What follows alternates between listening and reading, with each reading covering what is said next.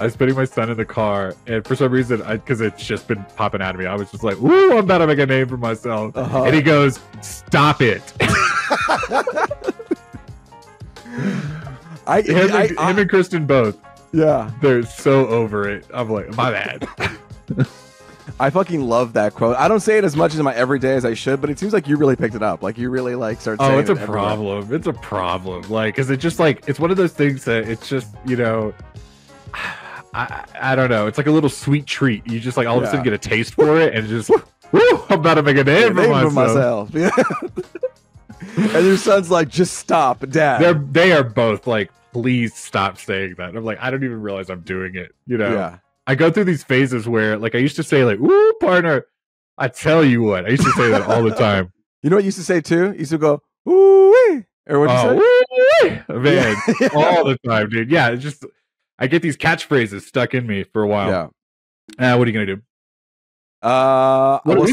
What are we gonna do? Oh, great question. But before we talk about that, welcome to Punch Drunk Nerd, the podcast where three friends, three amigos, three bambinos come together to talk about nerd shit.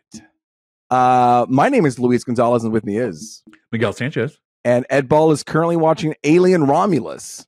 He'll join us later, maybe. We'll see. Maybe, yeah, he might join in. He might give his thoughts. I'm seeing Alien Romulus tomorrow. Nice. Yeah, I'm excited. So this week, listen, let's talk about this episode. Let's not talk about the future. Our feature discussion. We usually talk about the news and we do the feature discussion. Well, this week, it's the exact same fucking thing, okay? The news is the feature discussion. You get it? All right. D23, have you heard of it, Miguel? What? Yes. Yeah. D23, if you haven't heard of it, it's this big Disney fan-filled event. It's like almost their little mini Comic-Con for themselves. Yeah. But they get to bring all the Disney fans, and they celebrate Disney from Marvel to Star Wars to Pixar to the parks. It's like Disney mania. Before we even get into it, can I ask this is a quick question, okay? Okay. Would you consider yourself, and you need to be honest, tell the audience right now, okay? Okay. Would you consider yourself a Disney adult? You know what?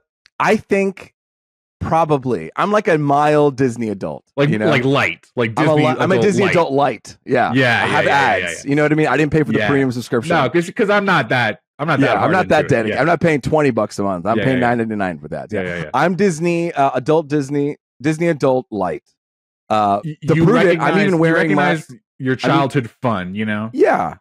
I feel like I reconnected to it as an adult, actually. Like it departed as a teenager, and then I was like, oh, we can do this. This is fine. And so, you know, and they've added all this new content that lets me latch onto it. And then I get surrounded by people who love it as well. So that gets me hyped.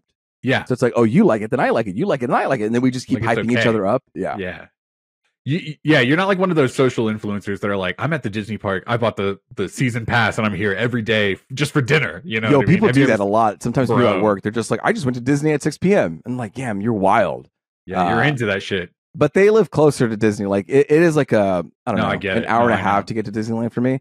And we had the annual pass. I bought Sarah the annual pass. Oh, I remember that. Yeah. Yeah, it was in 2019 in December. Oh no! Here's the annual pass. We're going to come to Disney more often, and then we all know what happened on March 2020.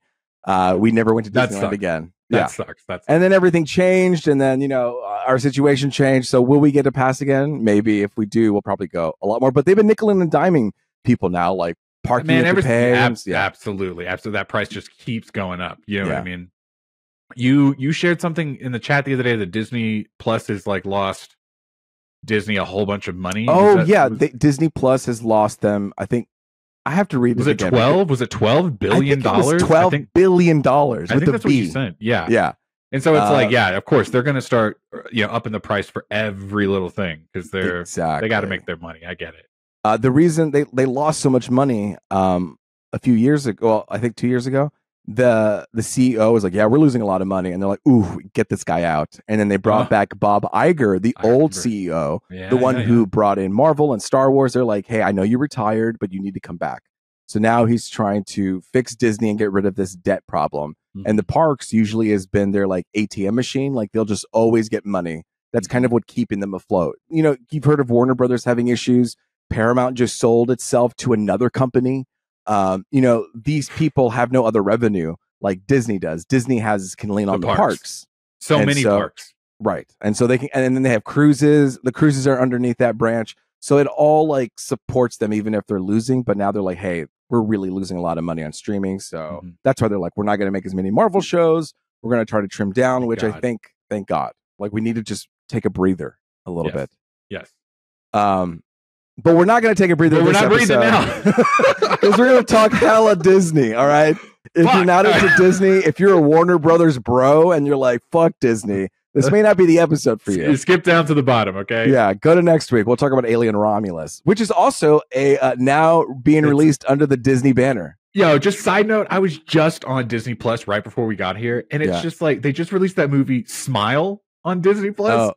Isn't that horror movie or whatever? Yeah. And it's like I can watch all the Alien movies, this horror ass movie. Saw is on the franchise now, and I'm just like Disney, like I need a separate app. Like I understand you're integrating Hulu into your app, and I get it, but it's just like this is not the place. This is not the time or place. So there was a moment when they switched to rated R content, and I remember that because they brought in the Daredevils, the Jessica Jones. Like when that shift happened, there was like, okay, do you consent? You will now be getting rated R content. Oh, yeah. And so if you make it a kid's profile, it'll kind of strip all that away, and if you want to just like not have that in your account, you can take that away. So it's like a kid's version. But no, I mean, they're desperate. They're trying to get more money. I get it. Enough stalling. My bad on my end. No, this whole podcast is going to be stalling. Let's get a D23. Give me the D23. All right, we're going to jump to the first, obviously, big, the big elephant in the room, Marvel Studios. Hang on, wait. Every time we talk about a new subject, should we... What? Should we take a shot every time we talk about a new It's going to get dangerous. Disney? So, yes. How about we just start Every other one. Okay, every other one. I think that's actually more appropriate. Because there's going to be a moment where we're going to go pop, pop, pop. And we can't be doing back unless we want to. We'll feel it out. How about that? Unless we want to. I don't have all I have is this Thanos thing. Okay, I'll just take it. I'll take it straight. Okay. So good. We're going to talk about Marvel live action. Miguel, do you mind just riffing while I take mine, and then when absolutely. Go? So Marvel live action, you guys, you already know Disney, Marvel, they're pumping that content out. And now they're going to slow down a little bit. That train is barely slowing down. Yeah, I'm gonna take my. So they're slowing down. Like this year, we just had Deadpool, Wolverine, and next year they're going to have Brave New World. Actually, let's just talk about what they're going to have here. Okay, just do it. The first thing I want to talk about is Daredevil. Miguel, have you seen the Daredevil series, Netflix? 1, 2, 3. I have not. But have you seen any of them? Like any of the Netflix Marvel series? Okay. No. I will say the best ones.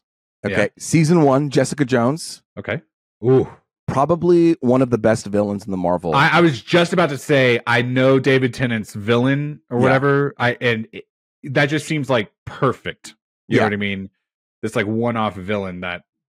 This is a villain who he can mind control people. With his words, and you have Jessica Jones, who's the strongest person. So if you have that dynamic where I don't know, maybe this person who can control people controls the wrong person, blah blah blah, right, and drama ensues. And then Daredevil is also equally good. I think I like 1 and then 2 and then 3. It like starts to change. Defender's not good. Iron Fist not good. Luke Cage is okay, and then I haven't seen The Punisher, but Daredevil is coming back to Disney Plus, which is okay. There's a lot more context to this. You're like, oh great, Daredevil, whatever. When it got canceled off of Netflix, what's his name? The guy who plays Kingpin, D'Onofrio. He was like, please bring the show back. I fucking love this character. And he was on the internet every single day just saying, bring back Daredevil, bring back Daredevil, bring back Daredevil. And there were whiffs of like Charlie Cox coming back as Daredevil and Spider-Man. We saw that. That was a huge reveal because that was strictly Netflix. Like we were always wondering, will that ever integrate into the Marvel universe? So we brought Daredevil into Spider-Man. And then in Hawkeye, they integrated Kingpin as one of the main bads. So people were like, okay, it's gotta happen. And now they are officially doing it. They're bringing back almost the original cast. They're bringing back Daredevil and his little assistants, the Kingpin, and people are wondering, oh no, is it going to Disneyfy it? And I saw like a leaked little trailer of it, and it looks like they're going to keep it pretty grounded. It actually looks like they're making like a Netflix like what would a Netflix show look like? And they're kind of imitating that Netflix look, you know? Yeah. So I'm glad they're keeping the tone. The thing is like Deadpool Wolverine. I think what made that successful was they respected the spirit of that content. They know what it is. We're not going to change it. Like, and I respect that. They said, we're going to keep it rated R and you can do whatever you want except for cocaine. And they did. And we all loved that. So I think they're respecting the same thing with Daredevil. They're like, hey, let's not fuck with it. Let's keep the same tone, you know? And it seems like could be some exciting stuff. Kingpin is challenging Daredevil. Maybe Daredevil is becoming a little too evil now. That's kind of like what it's insinuating a bit. But all I wanted to say was, if you like Daredevil, it looks promising. This new footage of Daredevil Born Again. Okay, we're gonna move along to the next thing. We have Agatha All Along. Remember the show WandaVision? Yes. Remember this WandaVision? Okay. Yeah. Let me tell you one thing. Tell me, Miguel. Yeah. I love Kathryn Hahn. Oh, okay. Sure. Absolutely. I love her. Absolutely. She's an incredible actor. She's so charismatic. She's so endearing. And I think she brings a lot of commitment to her characters wherever she goes. And so I find her performance enjoyable. She's on there. I'm having a good time. So obviously this is her show. And she also sings. She did this show called Central Park on Apple TV Plus. It was from the creators of Bob's Burgers. And so the Bob's Burgers creator made a musical animated series called Central Park. And she sang in that series. And she was phenomenal. Like it got to the point where I would just play that soundtrack on my way to work, on my way back from work, and I'm just singing her parts. And she's a great singer. She can do everything. She could do honestly, she could do everything. And I admire her. I love her. Kathryn Hahn's going to be an Agatha All Along. Watch the trailer, and I think it won't be perfect, but I'm going to enjoy it. You know? Yeah. I think there's some exciting visuals, and I think it could be an interesting little journey, but I definitely know it's going to have its shortcomings. It's definitely going to spin. You know, it's definitely going to have semi-cringy dialogue, but there are going to be moments in between that catch you like, oh. This is not a slight to anyone, but this just kind of feels like one of those moments where an actor is told, hey, you're going to be in an MCU property. And they were like, fucking pay me. Let's do it. You know what I mean? And it's like, does it have to be Avengers Endgame? No. But you got that Marvel money. And I think she's excited. Every time she's in an interview, she's like giddy. Like she's happy to just be here. This could be one of those things where the example is Guardians of the Galaxy, right? Yeah. Like no one gave a shit about them when they were talking about, we're making a Guardians movie. And then it turned out to be this wildly successful franchise. Let it be the same thing for Agatha All Along. I'd love that for her. I love Kathryn Hahn. As good as characters were, like the team of Guardians, I feel a little bit worried about the side characters for Agatha. That's why I feel like they may not gel. I'd be like, oh, it's kind of awkward, you know. It's also this thing where it's like, wasn't she the bad guy? And then the bad. So now guy she has to bad guy, and now she has to get her she has to get her powers back, and she's like, I'm no hero, and then she's like getting her powers. But also in this show, which I didn't realize was The Office. Aubrey Plaza. Who I think is playing the Parks villain. and Rec, not The Office. Yes. Oh yeah, Parks and Rec. Funny enough, she actually also played the villain in the TV show called Legion. Have you heard the show Legion? Yeah. It went on FX. It was a fucking really good show. Aubrey Plaza was the bad guy on a show called Legion on FX. Yes, Aubrey Plaza was the bad guy in Legion, and Legion's about the son of Professor X who has like a multiple personality disorder, has like a bunch of. It's called Legion because he has so many thoughts in his head. And this was a Marvel spinoff on FX. Yes. So and it's it feels very like HBO-ish. Like it was very grounded. It played with like story formats and visuals and aspect ratios, and it was a very playful and creative and like semi like visually grounded series. I only saw the first one. I knew there was a second one. Legion, yeah. I want to revisit it. Maybe, I don't know if it holds up or if I was just super excited, but it was a cool little moment. I don't really think there was anything else that kind of matches that content, to be honest. So Aubrey Plaza played a villain in Legion. She's going to be back in Agatha All Along. Both trailers look great. She was held prison because of Wanda, but Wanda's gone. So she's out again. Okay, we'll move on. Brave New World. There was a sneak peek of Red Hulk. Did you see the Red Hulk, Miguel? I did, and his little red pepperoni nipple too. I saw that. I thought it was fine. It's like, yeah, that's the Red Hulk. Okay, I get it. Like that's what my mind envisioned. That's Harrison Ford, and he's big and red. You know what I mean? Good. I don't know about this one. I'm going to say that a lot about most of these on this list. Well, that's fair. I feel like I kind of put. I want them to work. You know? I know. I put them in the order of like I hope they work. Like Daredevil, I feel like I hopeful. Agatha, I also like spooky horror witchy things. And I know you don't. I know you into. Yeah, not a big fan. We can get into a whole conversation about that offline. Well, we can talk about that during Halloween. We can talk about it during Halloween. That's right. Yeah, that's a Halloween subject. All right. Anyway, sorry. Yeah, Brave New World, Red Hulk. They're like, it's going to be a grounded movie, and then there's like a fucking Red Hulk and a flying man. Yeah, and it's like, okay, well, I don't know how grounded this is going to be. I want to do just a. Oh, I really kind of want to wait and get Ed's thoughts on this as well.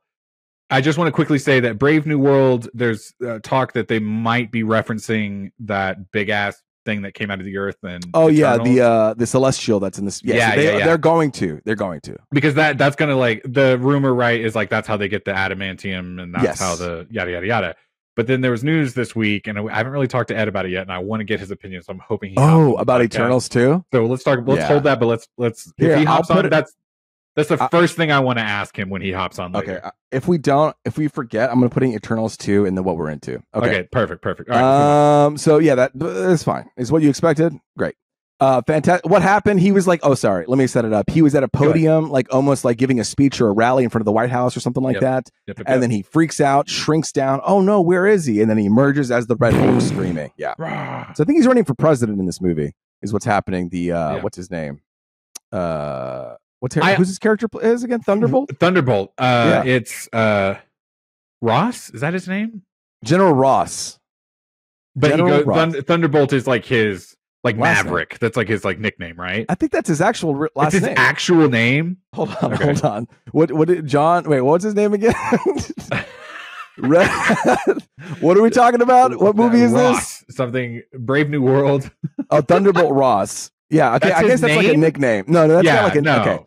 It's General Thaddeus E. Ross. Thaddeus is what I thought. Okay. Thaddeus. And so he has Thunderbolt as his like moniker. I'm confused because they're also called the Thunderbolts. I know. I mean? Yeah. He showed up at the end of the Black Widow movie. So I guess that's what they're doing, right? Like, and then we don't know what's happened. No, that's Bolivia. No, Yelena. No. Yelena. No. Sorry. Florence Pugh. No. Scarlett Johansson. No, Julia Louis-Dreyfus. She's like Valentina. Valentina, that's right. Yeah. She's like the head of this organization, but it's called Thunderbolts. And it's she's like the Samuel L. Jackson character, bringing all the little scoundrels together. The Amanda Waller, right? Like this is the Squad. Like an Amanda Waller. Yeah. Okay.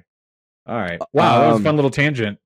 Funny enough, we'll talk about Thunderbolts a little bit later, but yes, Thaddeus Ross, Red Hulk. Okay, Fantastic Four. We got, actually, what is this? I don't even remember what this clip is.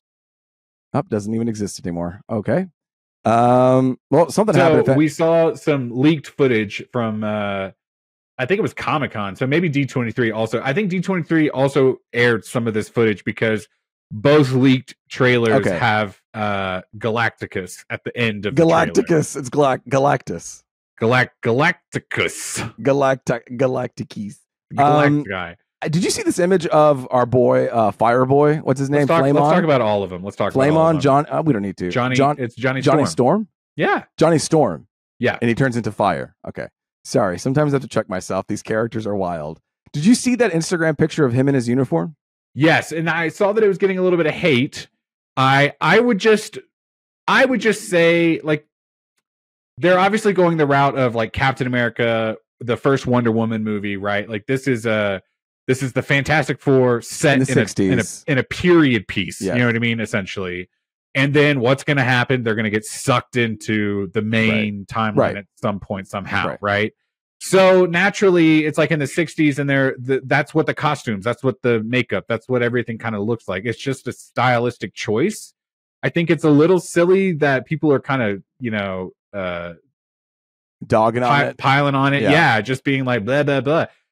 I don't know, man. It seems like the vibe that they're going for. Yeah. And I I'm not too upset about it. I mean, it does look a little not serious, but it's like that's the play that they're doing. Like if right? everything is imitating that, then that's just like ground zero kind of situation, and so it won't stand out. I think for me, and the sorry, go ahead. Oh no. Well, okay. The thing for me is this is the first time we're kind of seeing Johnny Storm. Okay. And Joseph Quinn, every time I see him right now. Oh, you don't like him.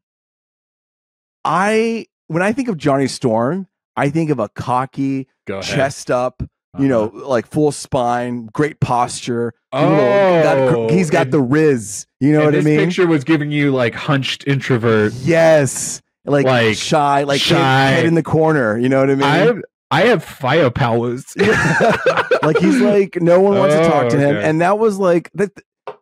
I mean, the people marketing and putting it out there and working in publicity. I think the thing is like, you got to be careful with that, because is that the character he's going to be, or is he like actually going to be different? Isn't the thing also like, I haven't seen Stranger Things in a long time, but that's where he comes from, right? Like that was his big breakout role. Yeah. And he was like this kind of, he's like, that's the so he's like wild, you know what I mean? And I guess like off that image alone, I could see why they're casting him, because he's got the Riz, right? That's what you're saying. Like he's got the zhuzh, but you're not getting that from this one photo. Okay. Yes, I think if you had somebody who was like, just got a little bit more charisma and just like chest up, and and he wears the costume, I think they could wear it well. Because it's got like some sense of power, and so that's the only thing is when I saw that image, I was like, well, it gave me pause. I'm just going to give you a scenario. What if it's like pre Fantastic Four powers, right? And he's not as confident, and the moment he flames on, right, like then all of a sudden he finds his like core sense, you know. I guess I feel like the powers are supposed to. I feel like the powers are supposed to amplify them. Amplify themselves. Like he's a fiery character, so he can flame on naturally. The Thing is a protective guy, so he becomes a rock. And Mr. Fantastic has his fingers everywhere, so he's stretchy. And then I don't know, man. I'm gonna be real. I do not have like a passionate love for the Fantastic Four. Every time I've seen a Fantastic Four movie, I've just been like, "Yep, that's the Fantastic Four." Well, that's the problem. I do appreciate what I was gonna say earlier is that the actors themselves in interviews seem to be pushing the first family angle. I don't know if you've heard them say this. Yeah. And so it's like, oh, okay, they're really trying to showcase like the timeline of events, you know what I mean, for the Marvel. It's the same way that Captain Marvel all of a sudden was like, actually, she was here before all of this, you know what I mean? So it seems like they're really trying to like give it gravitas, like we are the first. You know what I mean? Yeah, Marvel's doing this thing where they try to meld into a hybrid, and we'll talk about that later with Spider-Man too. Good. They're like melding the now with the 60s. Like, we were not going to forget the 60s. We want to wear those costumes, but we also have to look to the future, and we're going to do new things. And so that seems to be kind of their... Much like James Gunn's Superman, I need to see footage. You know what I mean? Like, and not leaked whatever, and not like pre whatever footage. Like, I'm ready, like, film a bit of the movie and let me just see something. Like, maybe it'll be really cool. Who gives a shit at this point? You know what I mean? Let's see. Let's see. It's hard with trailers now. You're good. What, Pedro Pascal? You're sorry. What about you? Were telling me Joseph Quinn. I don't know about Pedro Pascal, man. I don't really. I like him a lot, and I would love to see him in anything. Don't get me wrong. Yeah, but I just don't know. You know, I was that way when I first heard the news, but now I'm really warming up to him doing. You're on board. You're on board. I'm on board. Yeah. Okay. I think the one that I'm least on board right now is Joseph Quinn. I'm just gonna have to wait. I'm just gonna have to wait to see it. It's like even a trailer. Man. I remember when Ant-Man came out, I was like, I'm in. This is gonna be great. I remember I even went to Spotify and I played the trailer music over and over again. You know what I mean? Just to get me in the zone.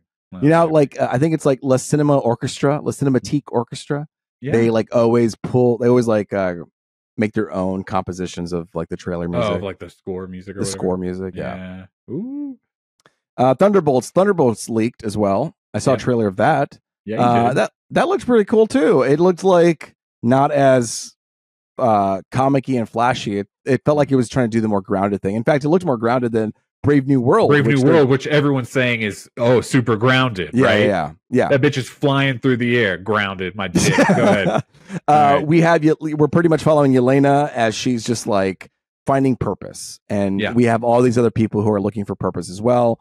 We have her. We've got Red Guardian, the guy who was in Stranger Things. We have the rejected Captain America. We got Ghost from Ant-Man and the Wasp. She's the girl who might be like the one that like saves the Ant-Man franchise. You know what I mean? Like all of a sudden people are going to be like, actually, I like those movies because of her. I liked her too. I'm glad that they brought her back, to be honest. She was a character I was like, I want to find her. I want her to find her way again. Like those are the moments that I like about Marvel sometimes. So who else is in this movie? Bucky. Bucky's in this movie. Little Winter Soldier Bucky. Man, I kind of thought after Falcon and the Winter Soldier that they were going to sideline him. Like, okay, thanks. You know, you've done it. We're done with you now. Yeah. So I love the fact that they're bringing him back. And it seems like there's a little bit of like, is he getting like dragged through court or whatever? It looks like. Yeah. They're like, going on. Did you do those war crimes? And he's like, I was trying to protect the world. And they're like, but really? And he's like, no. Yeah. I tell you what, of all of these on this list, I'm intrigued by the Thunderbolts. Like, and this could be the worst one. Who knows? But I like the characters. I liked Red Guardian. I was really glad that they kept him around. Yeah. Yelena, I mean, Florence Pugh is fantastic. She can do no wrong. Dude, she has a scene in Hawkeye when she's talking to it's not a spoiler. No, I don't give a shit. I just mean the spoiler is that she's in it, so my bad. I literally don't care. Okay, so she has a scene with Kate Bishop, who is played by Say it. We'll wait. Why can't I remember her name? You don't do names well. Sometimes. I'm really forgetting a lot of names lately, aren't I? You know who it is. I know who it is, but you just are afraid to say it. Hold on. Marvel actor. Haley Steinfeld. Haley Steinfeld. My bad. That's right. My bad, Haley Steinfeld. Haley. Okay. So there's a scene when Yelena is talking to Kate Bishop and they like meet up in her room, in her apartment. And that whole back and forth, I loved. Like that was my favorite episode, the episode that she was in, and we get to see Yelena basically, because she got snapped. Yelena got snapped. So if you saw WandaVision, no, really? yeah, yes. Oh, remember WandaVision? Monica Rambeau. We're at the hospital, and then she starts coming back in. Like we kind of see that in the other movies. Oh, so that's the perspective of an outsider looking in. Remember all the dust and people coming back together. That was Monica Rambeau, WandaVision. In Hawkeye, we see Yelena get snapped, so she's in the middle looking for Black Widow. I think is what's happening. She's looking for her sister. She's looking for Scarlett Johansson. And she's like, okay, well, I'm gonna go to the bathroom. I'll be back. So she goes to the bathroom.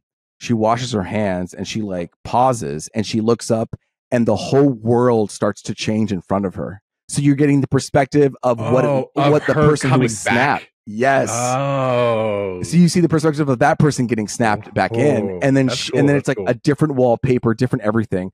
She walks out confused, and it's a different owner, and they're like, time is advanced. Exactly. So that was a very good episode because of her. I think she's taken the lead in this story of Thunderbolts. As she should. Very excited. A little side note. I don't know if you knew this, but what's his name? David Harbour. David Harbour really wanted to speak Russian in Black Widow, and they wouldn't let him. Which is such a shame because he's really good at it. If you can have Shang-Chi speak, natively in their language, why can't we have a Black Widow speak in Russian? So what I did was I went to Disney Plus to select the Russian language because I wanted to experience that way. Guess what? They didn't have it. So I went on a journey and I was like, there has to be a Russian dubbed version of Black Widow. Like I just need to experience a Russian in Russian. I looked for it. I found it and it's okay. Okay. We're going to move on to animation.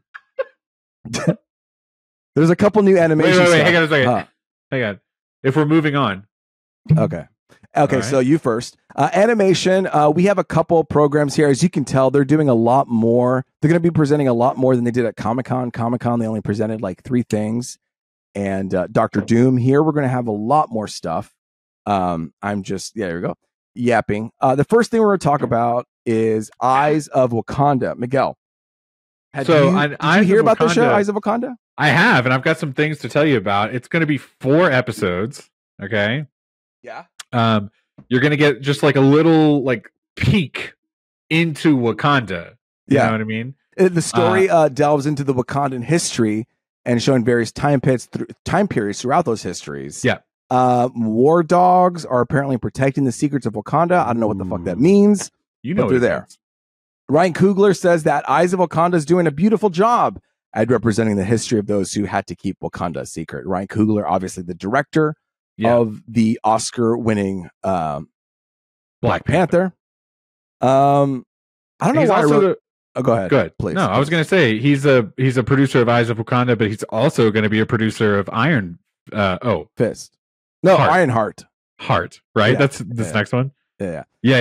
So it's he's like they were like, Ryan, listen, you are like the Jon Favreau of the Wakanda universe. Like this is your baby. Like let you. They created a whole world. You know what I mean? Yeah. I was reading. What was I reading? I'm reading the history of Marvel and the business, like the business side of it, like how it's happened from the very beginning to now. And I just read the Black Panther chapter. 2 things. One, the costume designer won for Best Academy Award, and she's like designed all these incredible other content, other shows and films and movies and TVs. And this is the first time she won. And she was a woman of color. And I think it was the first. I mean, this sounds crazy to me to say, and I could be wrong, but I want to say she was the first woman of color to win an Oscar. For costuming? For costuming. Okay, yeah. And Ryan Coogler was able to kind of usher that in by bringing in all this incredible talent. And I was like, oh, that's really cool. And then the second thing I learned was, do you remember that waterfall? And they fought there? The fight scene, yeah. The first day they were there, or the second day they were there, everybody was like rubbing their eyes. Uh-huh. And then by the third day, people were barely holding their eyes open, and they were like rubbing it. And they were like really of all the water or whatever. Yeah, they were like splashing in the water, and they were like, "What's going on? Is the water damaged or whatever?" So they checked the pH balance, and it was fine. And then I think by the 3rd or 4th day, they realized, "Oh, your eyeballs are sunburned." Yeah. What? Yes, dude. Dang, dude. So then during different takes, they were able to put on sunglasses because of what the damage that was happening. Wow. Yeah, I was like, oh wow, that's crazy. I didn't even think about that happening to a human. Wow. So what a wild fact that you just like randomly brought. And you know what? I will do zero research into that, but I will believe you wholeheartedly. I think I took a picture of it or something. That's insane, dude. It's a great book. I think it's called The History of MCU by Joanna. It's definitely by Joanna Robinson. The costumes in that movie though are just beautiful. And so like they're able to clearly distinguish between the different, excuse me if I say it wrong, but like clans or families or groupings. Oh, sure. They each had their own very unique style, and then collectively it felt futuristic and like of the time. Absolutely. You could just tell right away without them saying too much, right? And isn't that kind of like the beauty of it, right? Like it's telling a story without like explicitly telling you that story. Yeah. I know. That's a great movie, solid movie. I love it. And then when they do Wakanda Forever, it's like they're all wearing white, so they all unified. It's just like another moment, great moment. Okay, so that's going to be it's an animation, but it's going to be 3D CGI, 4 episodes. So that's it. 3D CGI? Could you explain what that means? I think it's the same thing. It's just a 3D show. I'm confused. Do you mean like it looks like Pixar or something? Is that what you're trying to say? Or I didn't see any pictures, but I just don't understand what 3D CGI means. Am I gonna have to wear glasses to watch this show? No. I think you'll be fine. You don't have to wear a Vision Pro at all. Okay, all right. You'll be fine. I think it's just 3D. I don't know what that means. Take it as you guys let us know down in the comments. Let us know what 3D CGI means to you. You know. Yeah. That's 4 episodes. Another show that's just 4 episodes is Marvel Zombies. It's going to be TVMA, baby. It's going to be rated R, blood, sex, nudity, magic. No, I don't know. Probably just very violent is what it's going to be. It's going to be very violent, a lot of blood. We saw a little hint of like the zombie in What If, right? Yes. Like, didn't they do an episode where I think that was like what they call in the business a backdoor pilot. Absolutely. They kind of piloted in another show, and they're like, hey, that worked out really good. Let's spin it off into something else. We should do that. Yeah. 4 episodes. I like these 4 episodes. I don't like them. Honestly, yes. Yeah. Like, if you're gonna introduce all this content, kind of just like give me like a little snack. Give just me like a little snacks. Like, I don't have time. Is what it is, really. Not that I don't need it. It's just that I don't have time. We went from 22 to 12 to now 4, and I'm happy with that. But I'm not trying to argue that needs to be all of television. I'm just saying, like, if you were going to mass produce content, like, let it be small, let it live, let it be true to itself, but also let it then go, we loved those 4 episodes, give us more. You know what I mean? Yeah. Don't give us 22 episodes of a show that I'm already not super into. Yeah. You know what I mean? To make me understand the full story. Yeah. Just give me that little snack, and collectively we will tell you more, please. You know what I mean? Yeah, people, that's what people want. Instead of doing one show with 12 episodes, do little, you could do it this way. Hop in and hop out, you know? And if I didn't realize I was gonna like, ooh, let me you cook, really you know thought something. I mean? Woo! You about to make a name for yourself. It's been a while since we've seen Shang-Chi, but apparently he's going to show up in Marvel Zombies. Okay, we're going to move on to another one. We got 3 more things. That's what I'm saying. There's a lot. This is still animation, dude, and this is still Marvel. We haven't even talked about. We haven't even talked about the other properties. 6 minutes in, let's go. No, we should jump pretty fast once we hit the other properties. We'll go. Sorry. Go ahead. No. But like, just because they don't offer as much as Marvel does. You know, like when we get to Pixar, it's like bop. You know, it'll be very easy. Yeah. Your friendly neighborhood Spider-Man. But this is basically like, let's take old ass Spider-Man. Year 1. Yeah, year 1. Year 0, you know, whatever. Like old ass Spider-Man, you know, like the way that people used to draw comics in the 40s, and let's make an animated series out of that. This was for Ed. Coleman Domingo. He loves Coleman Domingo in Rustin. Remember he talked about that movie Rustin? Yeah. He's going to play Norman Osborn, and this Iron Man and Daredevil, I think, are going to be here, and Doctor Strange. I think what happens is cool. Like, he doesn't go to a science place and gets bitten by a spider. Apparently, like, Doctor Strange and Venom are fighting through portals, and then a spider comes out of the portal, and he's protecting someone, and then it's a bite. Sure. It's like you're trying to do it old school, but then we're getting like crazy. Let them, because when Ed was talking about, excuse me, you know, when Ed was talking about that Amazon Batman show a few weeks back, and he was like, it's like day 3 of him being Batman, and his parents died, and he had to become. I was like, oh my fucking god! So it's like, if you like play with it, give us the old timey feel, but give us something new. Then I'm okay with that. You know what I mean? I felt exhausted explaining it, so I felt bad. But I think it being new, I like. Yeah, I mean, just something different. Because why the fuck? You know what I mean? Are we just doing the same thing over and over and over again? Like, even with Tom Holland's Spider-Man, they were like, don't even show him getting bit by the spider. Like, it doesn't matter, you know? Because they know. We know, you know? Yeah. My son knows. He's, you know what I mean? Never even seen the Sam Raimi or read a comic book. Yeah. So, sorry, my whole sense just being, if they want to try something, try it, but also let us feel something new. Yeah. Damn, I'm just like, let me cook one more time. Damn, right? You are cooking. It smells good. It smells good in the kitchen today. You might make a name for yourself. Okay, so we're going into What If. What If is like, I think season 3. It's the last season, 3rd and final season. We're going to have Moon Knight, Ironheart, Shang-Chi, White Vision's going to show up. And that's all I'm going to say about What If. Moving on over to X-Men 97. If you saw X-Men this year, obviously they donned those classic 90s costumes, but they also donned their old ass original costumes. I think it was like, oh, our costumes burned up, so we have to use the old ones or something like that. You know, it's just like, and Storm got like a new costume upgrade through storylines. And so they're kind of, they're continuing this trend of trying other suits. They're going to try the Grant Morrison suits. If you're a big fan of comics, you'll know what that is. If you're not, then just find out next season when it happens. But you'll see it. You'll see it. It's just basically they're trying out new suits. Like they're cycling through. Okay. That's it for Marvel for now, until we talk about Marvel in another kind of section. We're gonna move on to Pixar. Whew. Okay, this is easy. 2 things are gonna come out of Pixar: Incredibles 3 and Toy Story 5. Ooh, ooh. I know you want to rush through this, but just give me a second.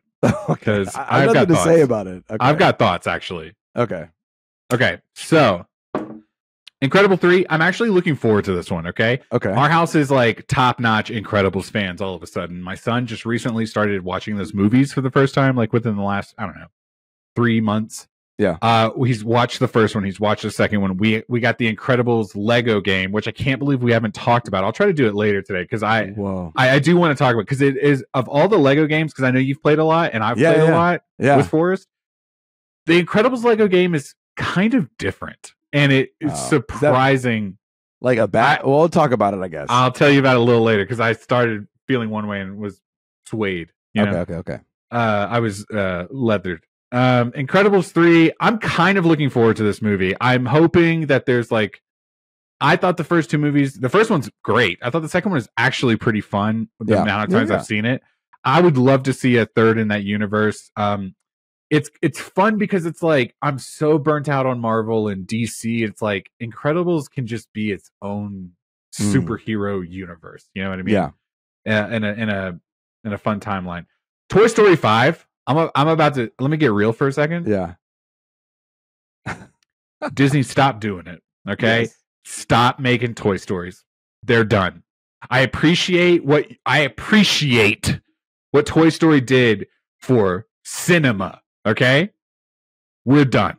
All right. I understand you spent $20 billion on Pixar Toy Story Land at the parks. Okay. Or whatever, but we're done. Okay. Don't pull out a fourth movie, which was already like, we're pushing it, you know? Yeah. And then be like, Woody, he's done, dude. This is the end of his story, right?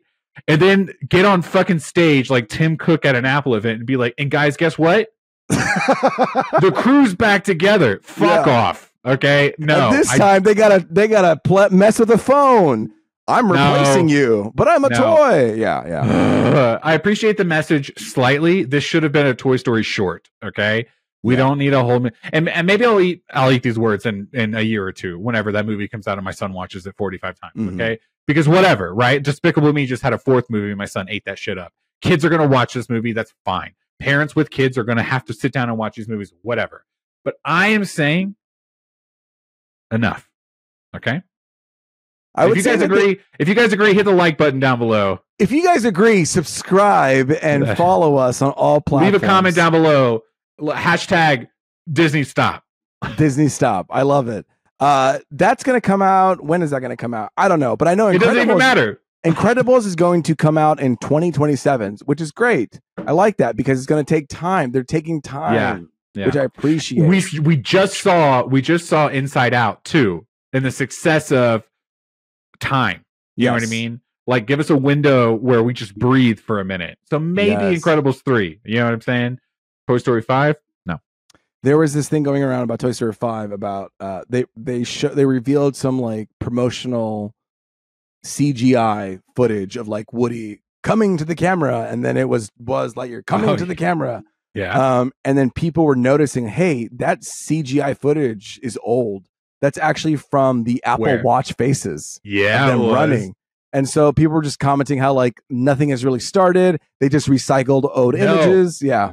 Yo, you know what this was? You know what this moment was? It was when Marvel at Comic-Con at Hall H brought out Mahershala and told him put on the fucking hat. You know what I mean? And he put on Blade hat, and everyone was like, "Oh shit, they're making Blade." And they're like, "We're thinking about it. We're thinking about it." I'm the only Blade. What does he say? There's only one Blade, and there's only ever going to be one Blade. I mean, we'll see. All right. But hey, Pixar is not the only one. Disney's, which this kind of fucks me up because a lot of these movies that are on this list, I would have told you were Pixar, and I forget that there's a division. It's there like is Pixar, a strong division at Disney, but Disney just makes movies that look like Pixar now. You know what I mean? That's true. That's what they did with the movie Planes. I was like, bro, that's straight up copying Homework. Like they look like the cars. Of course, that is definitely copying Pixar's Homework. Yes, Planes. Just do it. You know. So Disney's got some movies too. Disney Animation has their own department. Right. Obviously, they've created their own, what's it called? Like studio animation. No, they do like 2D art. Like remember Yeah, Tiana from The Princess and the Frog? But of course, they have to move up with the times. They do 3D movies as well. So Sure. this is going to be this is a mishmash of animation, real life, 3D, blah blah blah blah. Okay. I see. Go ahead. I didn't divide this one because I can't just keep dividing everything. Like, come on. No, I feel we just gotta. Yeah, we gotta go. Zootopia 2. Are you a fan of Zootopia 1? Enough, Like I thought it was a good one, and it was definitely when my kid wants to watch that one, I'm like, okay, yeah, I can do that one. It's I think it's a nice watch. It's not like it's enjoyable. It's a casual watch. I don't think it irks you, and I think there's some nice like moments that really like pull you in. I really love it for my kid too because it's got a really great message of like like being confident in yourself to like stand up for others. You know what I mean? And I think that's like an important message. You know what I mean? And to call out when things are not right. Yeah. And so I like that one. It's like, well, just because you're a tiny bunny, you can still do big things and stuff like that. And don't stereotype people. It's like, oh, predators. Yeah, exactly. And yeah, it doesn't matter. Yeah, but Zootopia. I mean, it kind of writes itself a little bit, but I think what also helps Zootopia is like I like the performances. I think the actors really bring a lot of energy and a lot fun. Of chemistry. Yeah, they have a lot of chemistry that kind of goes through the screen. Like you got from that little like Mousy from The Godfather. Exactly. Like she's really funny. Yeah, you got the main characters. You got all these people.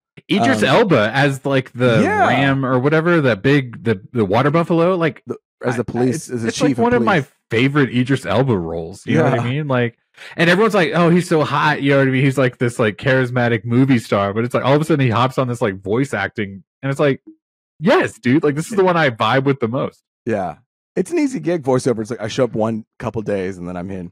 Another animation. That's another 2 animation is Moana 2. Mm-hmm. This was originally going to be a TV show, and then they kind of pivoted or changed it into a movie. Moana 1, big hit. It's played a lot on Disney Plus as well as with Encanto. Those are 2 huge repeated viewings. Yeah, on Disney Plus. They're like, we got to do another Moana. I love the first Moana. Absolutely. I think a sequel is warranted. It's a fun one. Here's where, and I feel like we said this before, here's where I feel like it gets a little tricky is Moana 2 and the live action Moana remake. Right. Yeah. They're coming out basically back to back. Like, I feel like they got to cancel that. I don't think that's going to actually happen anytime soon. The live action? Yeah.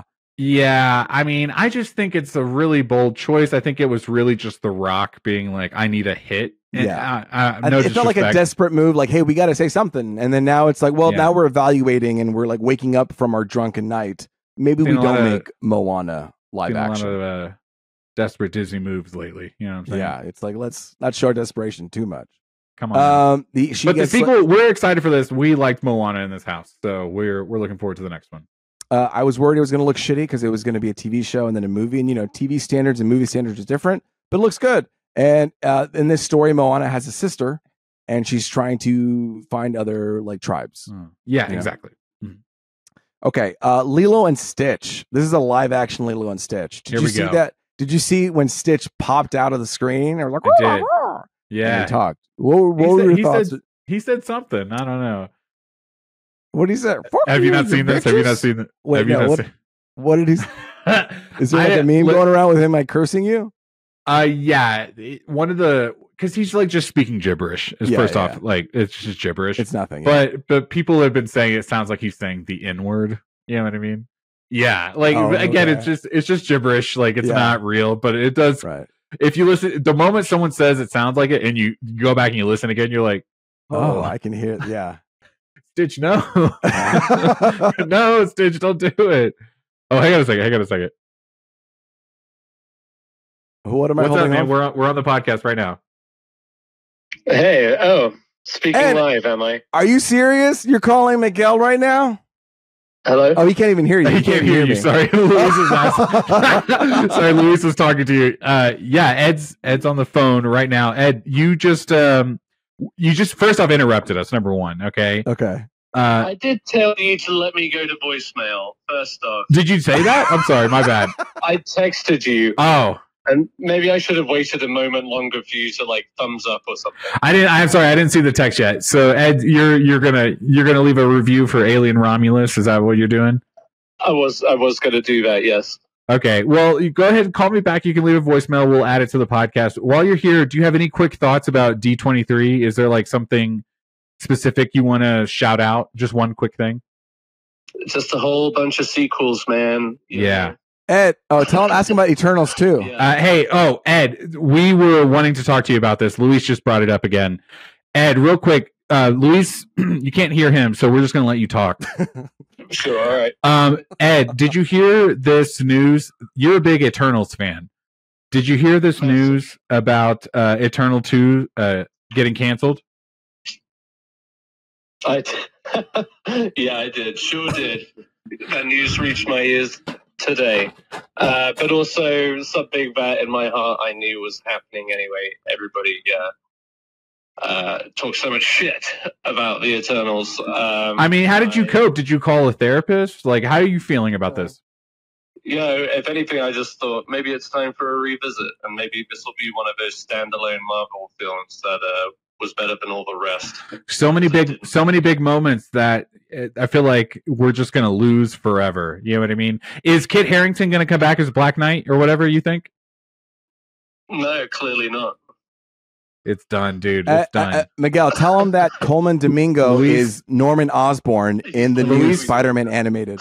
Ed, Luis wants to know, we were talking about the Spider-Man is coming out with an animated series. It's like a year one type shit. Spider-Man, sorry, Luis, what's it called? Your Friendly Neighborhood Spider-Man. It's called Your Friendly Neighborhood Spider-Man. Ed, have you heard about this? I have, yeah. Luis wants to know, you're a big fan. Coleman Domingo is going to be Norman Osborn in that series. What do you think about that? I actually liked that. Yeah, you did. Probably didn't text you, but I. Whoa! That's disrespect. What do you mean you didn't text me? Like you texted someone else about this? Yeah, my other best friend. Oh. It was something I meant to talk about. I guess on this pod. So. All right. Well, I tell you what. Why don't you drive home and hop on? We're going to be recording for the next hour. Anyway, we got a long way to go. Tell them we're not even close to done. So that's perfect. That's perfect. When you hop on, we'll chat more. Sound good? Okay. Yeah. You just make sure you read those text messages, bud. You know what? No, but okay. Will do. Talk to you soon. Okay. All right. Bye. Bye. Hang on. Wait. Let me just check this text. He said, "Ed, I'm going to call. Don't fucking answer." Okay. Is that what he said? No. It was okay. Please don't answer. Please, sir, do not answer. Okay. Sorry. We kind of went on a tangent. We were talking Lilo Stitch. Yeah. There's a whole Disney slew here. Do you want to get through these real quick? Yeah. In fact, I'm going to move up. I'm going to move Freaky Friday a little bit lower because I want to. We'll talk about it later. I feel like that group's up together. Okay. Sorry. Lilo and Stitch. Listen, I'm going to just say it. When Stitch popped out, I'm like, this doesn't look real. Like, I know he's an alien and all that stuff, but this looks like I need to see, I guess I need to see the trailer. Let me see the trailer. But I'm not interested in this kind of Stitch. Like, it just looks like a cartoon. You know, I was telling you there's a little bit of a meme with him saying, you know what I mean, some derogatory language. The other meme from this was everyone being like, yo, what's her name? The sister, like the grown sister, you know what I mean? Idea. I don't remember what her name is, but everyone was like, yo, she better be thick. Oh, yes, I heard about that. I did hear about that. Yeah, just like, man, the internet is wild. Okay? It's wilding out right now about Lilo and Stitch. And the Stitch is like, I'm going to go into Snow White. So Snow White also released a trailer. Okay. And I'll tell you one positive thing. Good. What's her name? The actor who plays Snow White. Luis, it's just like, do you know that this is a podcast that we are presenting information? I know. Why don't I remember? She was in the Hunger Games and she was in the West Side Story, and she's amazing. Everyone knows. Her name is right on the tip of our tongues. Ooh, it's Zelina. No. Yo, let that be a Gen Z Selena. You know what I mean? Like Zelina. Totally... Snow White actress. Is Zeigelberg or something like that? Oh, Rachel Zegler. There it is. My bad, everyone. I'm forgetting everybody. All right, Rachel. She was great in the Hunger Games singing. And when she started singing in this, I'm like, damn, I didn't expect, it was just nice pipes. She was singing great. And I was like, I can buy this Snow White singing. I can see where they got her. But then I saw the little 12 little 7 dwarves or whatever. Yeah.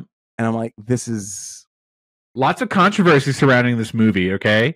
Have you heard there's like, I'm just going to give you my understanding of what I'm reading. So like if I say the wrong thing, you're reporting from the internet. Just from what I've read, and if I said something wrong, I apologize. But my understanding is there's like in the little people community, there seems to be a little bit of like a back and forth on some dialogue about representation. Yeah. Like Peter Dinklage came out and was just again, this is just my understanding. I'm paraphrasing, but he was just kind of like, we shouldn't just play. I think what he was saying was like, we shouldn't just play little people. Yeah.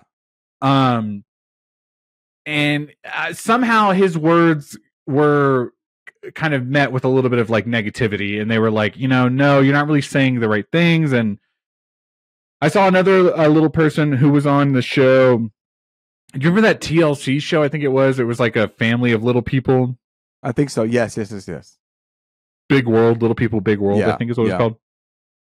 One of the sons, he was just talking about how he was kind of voicing a little the other side of whatever Peter Dinklage was saying, but was also saying specifically about Snow White is like, they're not even dwarves, which I think is an appropriate term because like it's like dwarfism is the disability. Right. He was expressing that they were calling them like creatures or whatever. And he was like, that's just like, that's not it. And the sentiment was like, if the story is bad, right? Like if the whatever is not working, then like don't take the opportunities away from the people that can do it. Like change the story. You know what I mean? Yeah. So I thought that was interesting. I hadn't really thought about that. I feel like I didn't really do a good job here. No, I think that was very informative to people who don't kind of know the drama, because it's true. I think it did influence what we saw in this trailer. And to be frank, I think it might have disrupted a few things, because we're looking at the characters. It just looks bad. Like it doesn't look realistic. It looks cartoony. It looks like they're trying to create, like you said, creatures, or they're trying to create otherworldly, fantastical characters. Yeah. And it's gotten to the point where they don't look like they would be grounded in this reality. Like even their skin doesn't look real. The way that the light hits their face doesn't look real. It doesn't blend well with the background. It just, in the sense where as a viewer just watching it, they stick out very clear. Yeah. And that's the thing I don't like. It's like this, and it's a problem that we have with all these Disney movies, where it's just like really rough CGI, or just like it looks so syrupy. Like the word you used, and I want to like take it into my vocabulary, and that's what Lilo and Stitch does. Like the Stitch, I don't know. Rachel Zegler is going to be great, but I feel like everything else I don't like the look of it. I don't like live action Disney movie looks. It just looks too green screen, too perfect, too If I could studio. keep talking about memes for a second and the internet response to things. Have you seen this thing about Rachel Zegler? First off, you remember like a year or two ago, Rachel Zegler was like Snow White, or she like had like some attitude in an interview, and the internet, fuck the internet. You know what I mean? Yes, I remember that. But have you seen this new run of memes where they're doing like a promo for the movie, and like it's the internet is saying it seems like Rachel Zegler and Gal Gadot, the evil queen, like that they are not clicking with each other. You know what I mean? Like the Gal Gadot is talking and Rachel Zegler is like the entire time. Have you seen that? No, I haven't seen that. Man, I'm just over here wilding on responses right now. You send like, that to me. Yeah, I'll send it to you. But because there was a couple videos where it's like she was just like, you know what I mean? Like, oh my God. Like blatantly do you remember? Head to our YouTube to see my reaction. But like, yeah. Okay, can I talk about something else really quick? Tell me. Let's go to the completely opposite spectrum of this experience. Let's talk about the Twisters press junket, where what's it called? The two lead actors, where Daisy Edgar Jones was. Did we talk about that? No, I don't think we ever did. I thought I mentioned it. Yes, dude. Where they were like clearly. Daisy Edgar Jones was falling for him. Yeah, bro. And that there's that clip where what's his name? Ramos. Now I'm pulling a Luis. Where they were all three in the interview, but he was not there. You know what I'm saying? Like, and he was like, "That's crazy," and they were like, he was like Johnny Storm in that photo. He was just in the corner. You know what I mean? No, but she was hella flirting on him, bro. Yeah, listen, I get it. You know, I've seen videos, also interviews with Austin Butler, where he's like talking to like female interviewers, and the whole vibe is like, you could tell he's cooking the entire time. You know what I'm saying? Like, the screen gets hot. And hey, listen, I just get it. Like when a super attractive person is there, and all you can do is just like stare. Yeah, I get it. You know, but hang on a second. Oh, he's gonna leave a voicemail. I almost answered. Did you see this text message he sent? It's a fucking paragraph. Don't worry about it. Don't worry about it. Why is it so long? Luis, don't worry about it. But yeah, no, it's like I see. Okay. It's crazy. It's crazy. You know, it's actually kind of freaky. You know what I mean? Is what it is. It's the amount of chemistry that they had in Twisters. You know what else is pretty freaky? Fridays. Whoa. Okay. They got freakier? They got freakier, baby. You know what I'm saying? Can you believe they're doing this again? You know what? I'm okay with this. Fuck it. Kind of, right? We haven't seen Lindsay Lohan in a bit, and you know what? Whatever. Let's just wow out. The internet is kind of like, honestly, bring her back. Like, fuck it. You know what I mean? Like, she was like a 2000 queen, and now it's like 25 years later. Like, you know what? We have all grown up. It was the same. Like, you remember watching Toy Story 3, the perfect one. Remember watching Toy Story 3, and they were like, "Hey, you guys grew up with Andy." You know what I mean? And then all of a sudden, he was like going off to college, and that's when we were going off to college. Yeah, maybe you were already there, but like they. Mark. But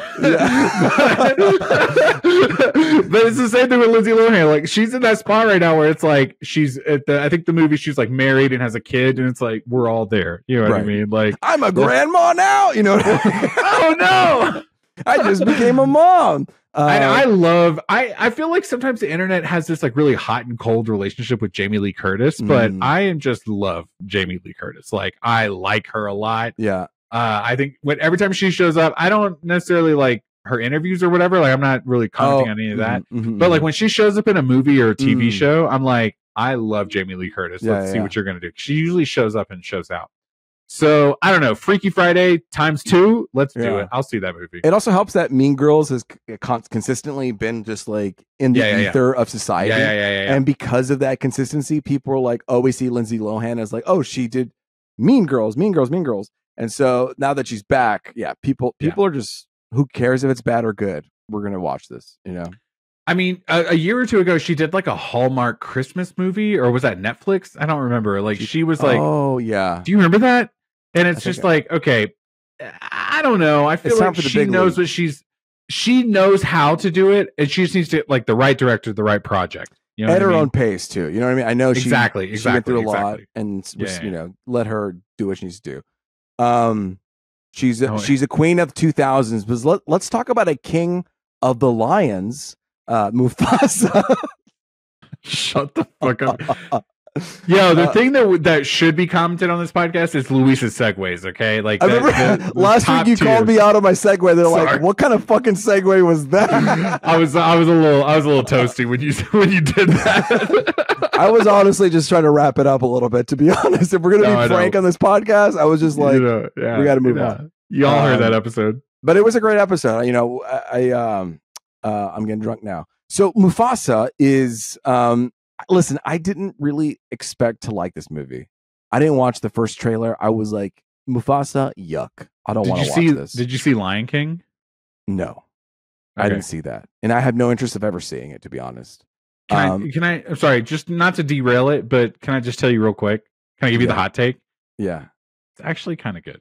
Like, why do you got to say that? Now I know. I'm sorry. Like, that was one that my kid, this was like the thing. Okay, I have another thing I have to say, but I'll pin it right here. Boop. Okay, go ahead.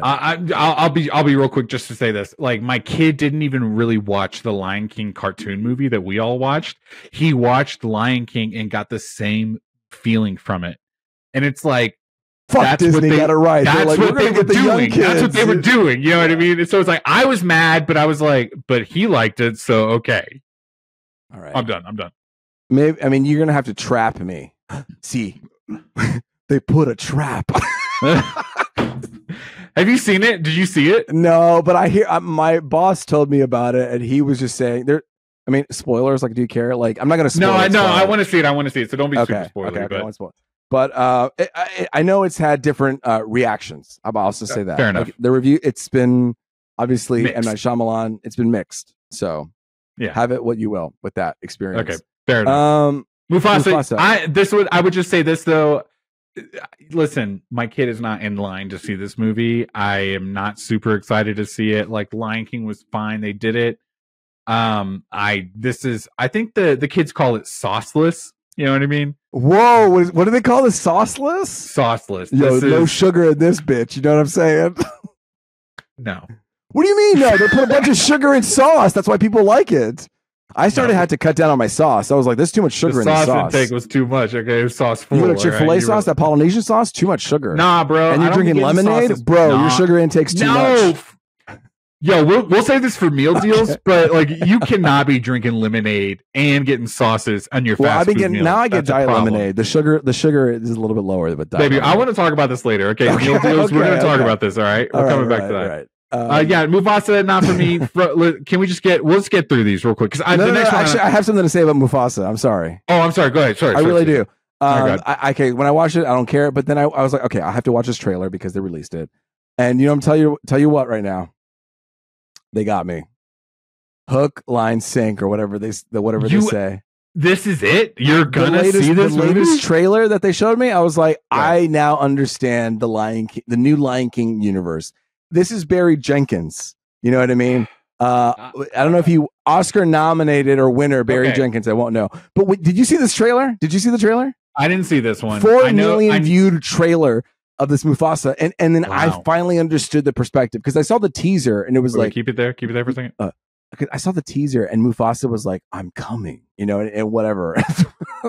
He was like, "I'm returning," and I was like, "Okay, well, I'm not very interested in this." Sure, but then they showed there's a dynamic where he's like, he's not part of the family. He's like a little rascal, like a street cat, and then he kind of has this guy who saves him, and they become brothers. And then they go out and the family's like, we don't like him. And then he's like, but he's our family and all these things. So there's a lot of family dynamics happening. Very interesting. Yeah. Go ahead. Which I like because like the new Lion King, it's like, bore. I've seen this already. Like you could say it's sauceless. It's sauceless. And it's boring. Okay, I couldn't think of a segue. No, and so when I watched this Mufasa one, I was like, wow, I feel like I'm getting a lot of fresh storylines here that I didn't expect. I thought we would go through some trite stuff.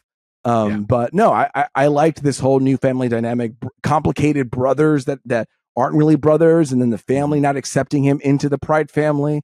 And so, but my understanding is like Scar goes to bat for Mufasa. He's like, he should be a part of our family, right? That's what I read on the internet. Wait a second. Are you telling me that brother becomes Scar?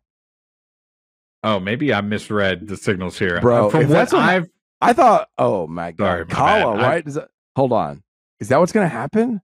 I don't know if I like that now. When I read the synopsis, because I was not watching this trailer, it was just like Scar accepts Mufasa into the Pride, and then Mufasa becomes the king.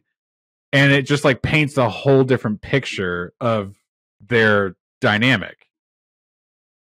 Oh my god, he does become Scar. I'm looking at it right now. I'm looking at Wikipedia, and his name is Taka. His name is Taka. Oh, but he gets the scar. And then I hovered over Taka, and it shows me Scar, the animated character. Yeah, that was my understanding of how the story was going. And listen, don't get me wrong. I love a retelling. I love now I don't like it. Now I'm out. I'm out. I'm just saying I love diving deeper into it, but I just think all right. Well, okay. Frozen 3 is coming out 2027. There's going to be an Inside Out spin-off series. Bada boom. Avatar 3, December 19th, 2025. It's called. I'm pulling it out of my ass. Fire and Ash. I didn't even click on the link. I knew that. No, stop. You're not going to rush off, okay? Jimmy Cammy's back. James he can do no wrong. All right. I love Avatar. I will be seeing this movie. I will see all 8 of them. You know what I mean? Yeah. It's kind of weird. Like, I don't normally latch on to a franchise like this anymore. You know what I mean?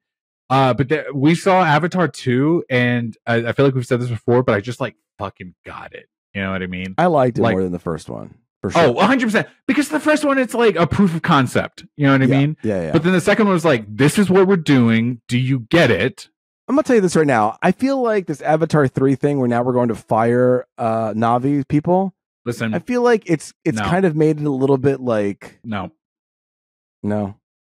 I don't know. I'm sorry. I'm just saying I don't care what you say. I am okay. Sorry. Okay. I want to give you the space to talk, but I'm also just saying I feel like you will not deter me. I feel like they're gimmicking it.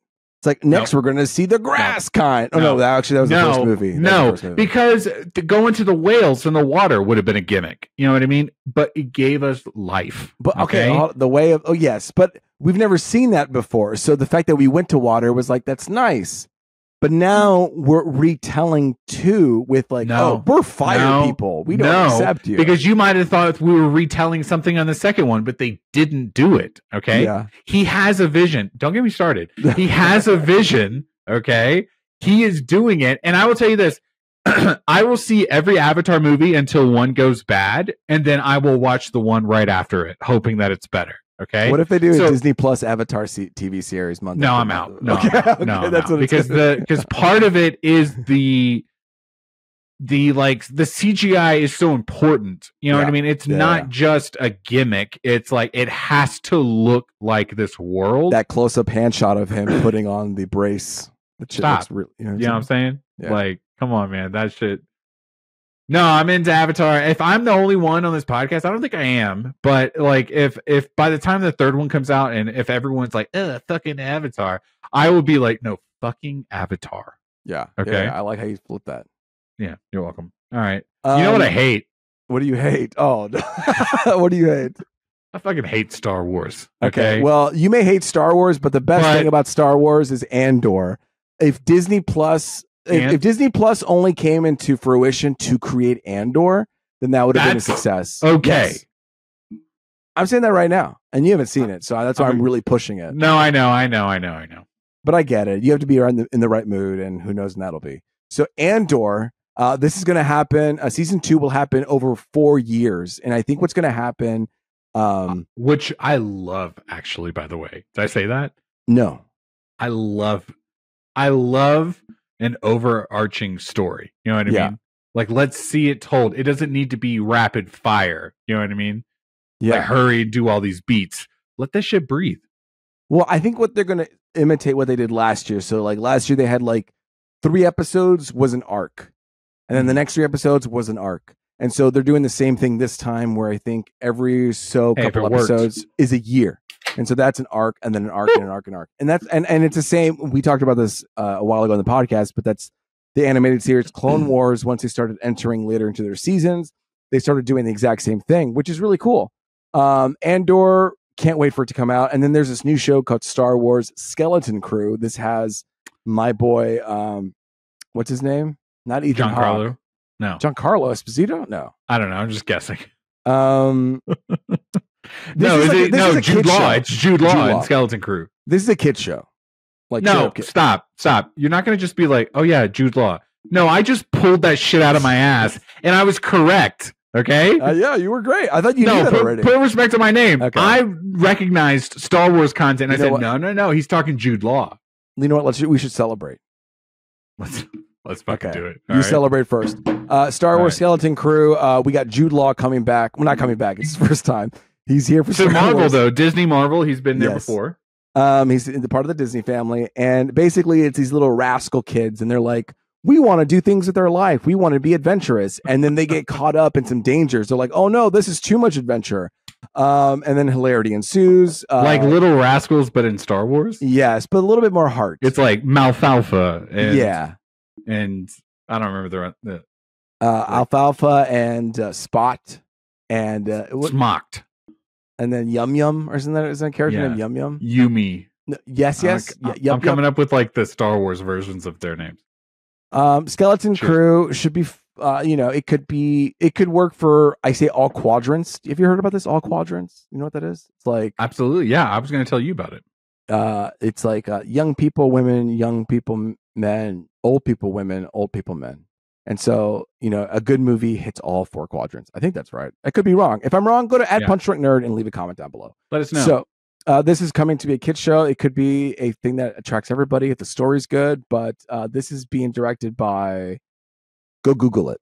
Okay, so all right, Louis. So we're gonna talk about this for a second. Talk about this. You lead it up, so while I celebrate. Right. Woo! All right. I just want to say, number one, this is like, I'm going to be real with not just Luis, but everyone listening right now. I'm kind of embarrassed at how late to the game, literally, I came to this shit. Okay.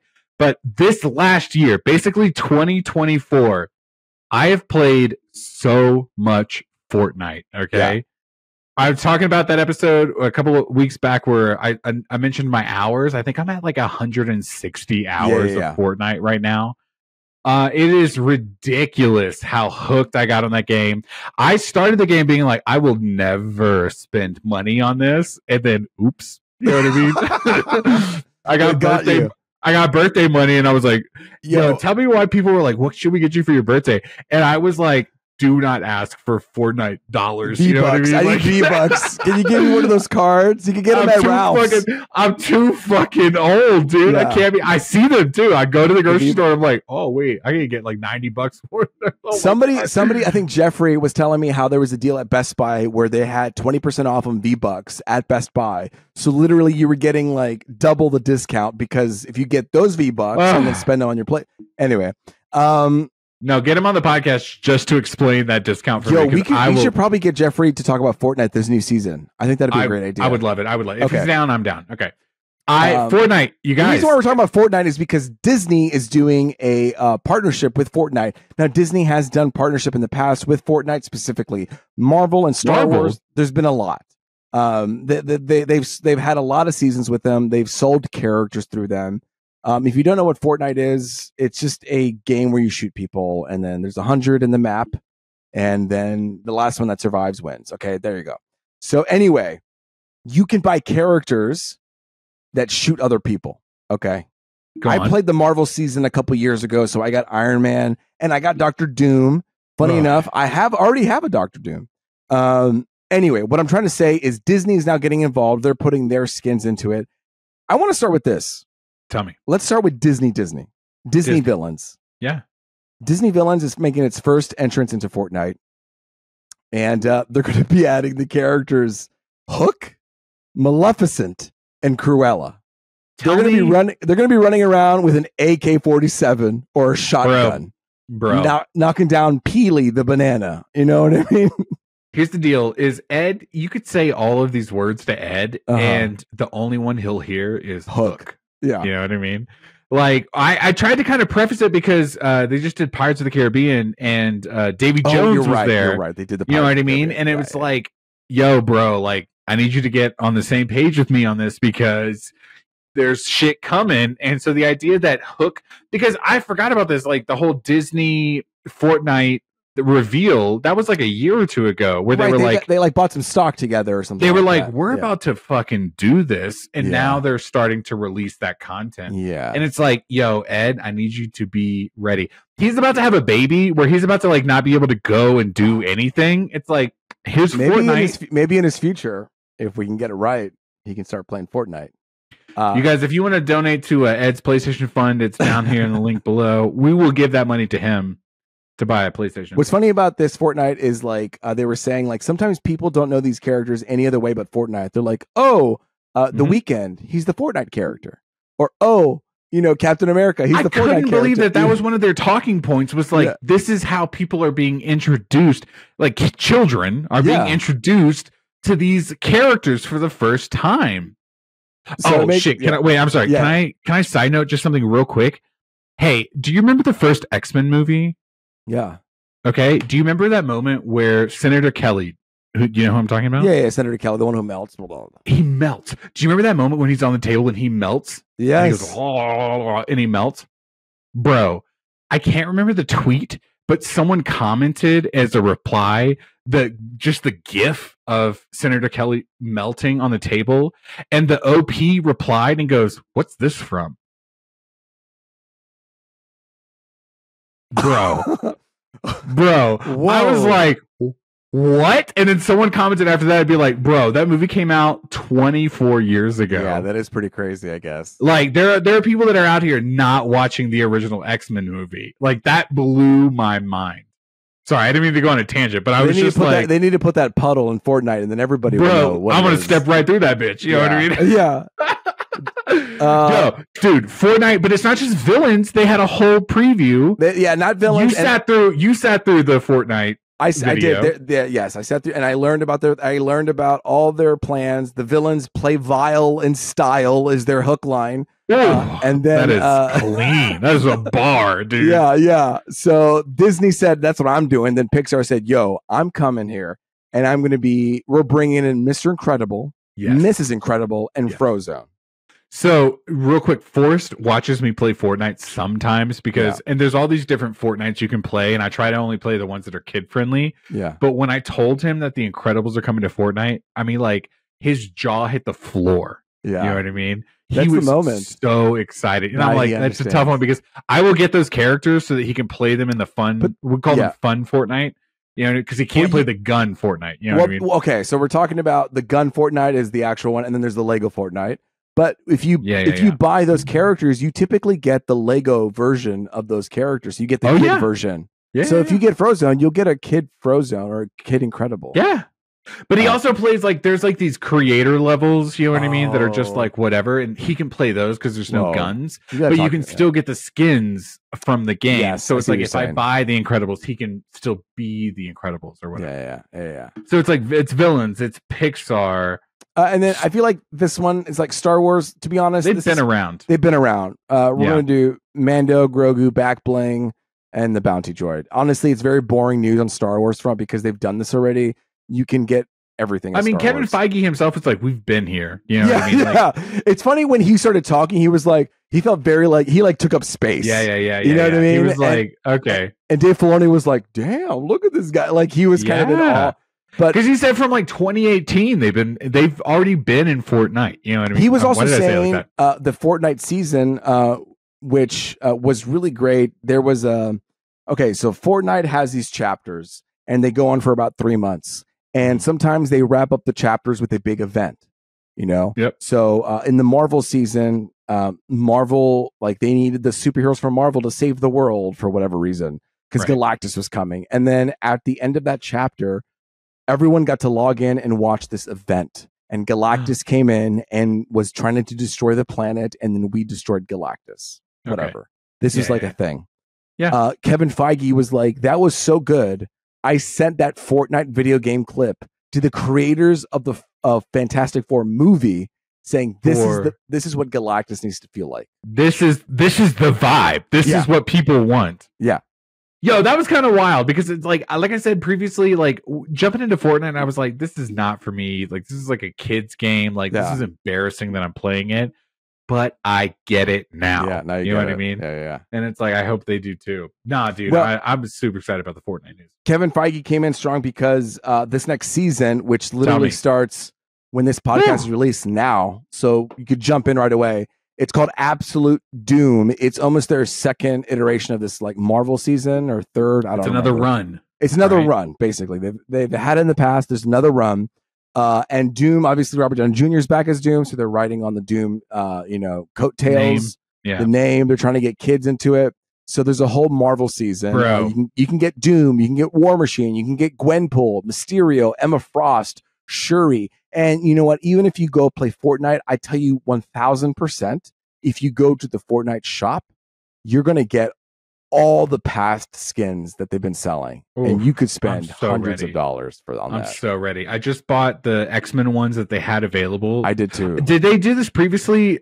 So something that I've noticed is like in the previous season, they had Magneto, right? So you had the Magneto powers. Mhm. They've reskinned the Magneto powers for Doom. We're seeing a lot of that in this trailer footage. But now I'm late to the game, but they were also showcasing like Iron Man footage, right? Like where you get the gloves and the boots and they you did fly. that. They definitely did that in the first previously. One. In the previously, okay. where like and that all and then I think that inspired the Dragon Ball Z, because then he did the Kamehameha up in the sky. No, I was gonna say also like the Greek gods, like they had wings, and then we also have like these nitro fists right now. Like there's a lot of like mechanics where you jump into the air. Let me tell you something. Okay, there's the shooting gun mode, but when the Marvel season happened, obviously they have all these like super special effects, like the Hulk punching, Iron Man flying, Thor. Like everybody had these like special powers. Yeah. And there was a mode where it's just superpower mode. So you would go and you would pick up open chests and you would open this thing and then you would get the powers. So you would fly around trying to take over bases, no guns. You had to fight as superheroes and take over bases, which was really fun.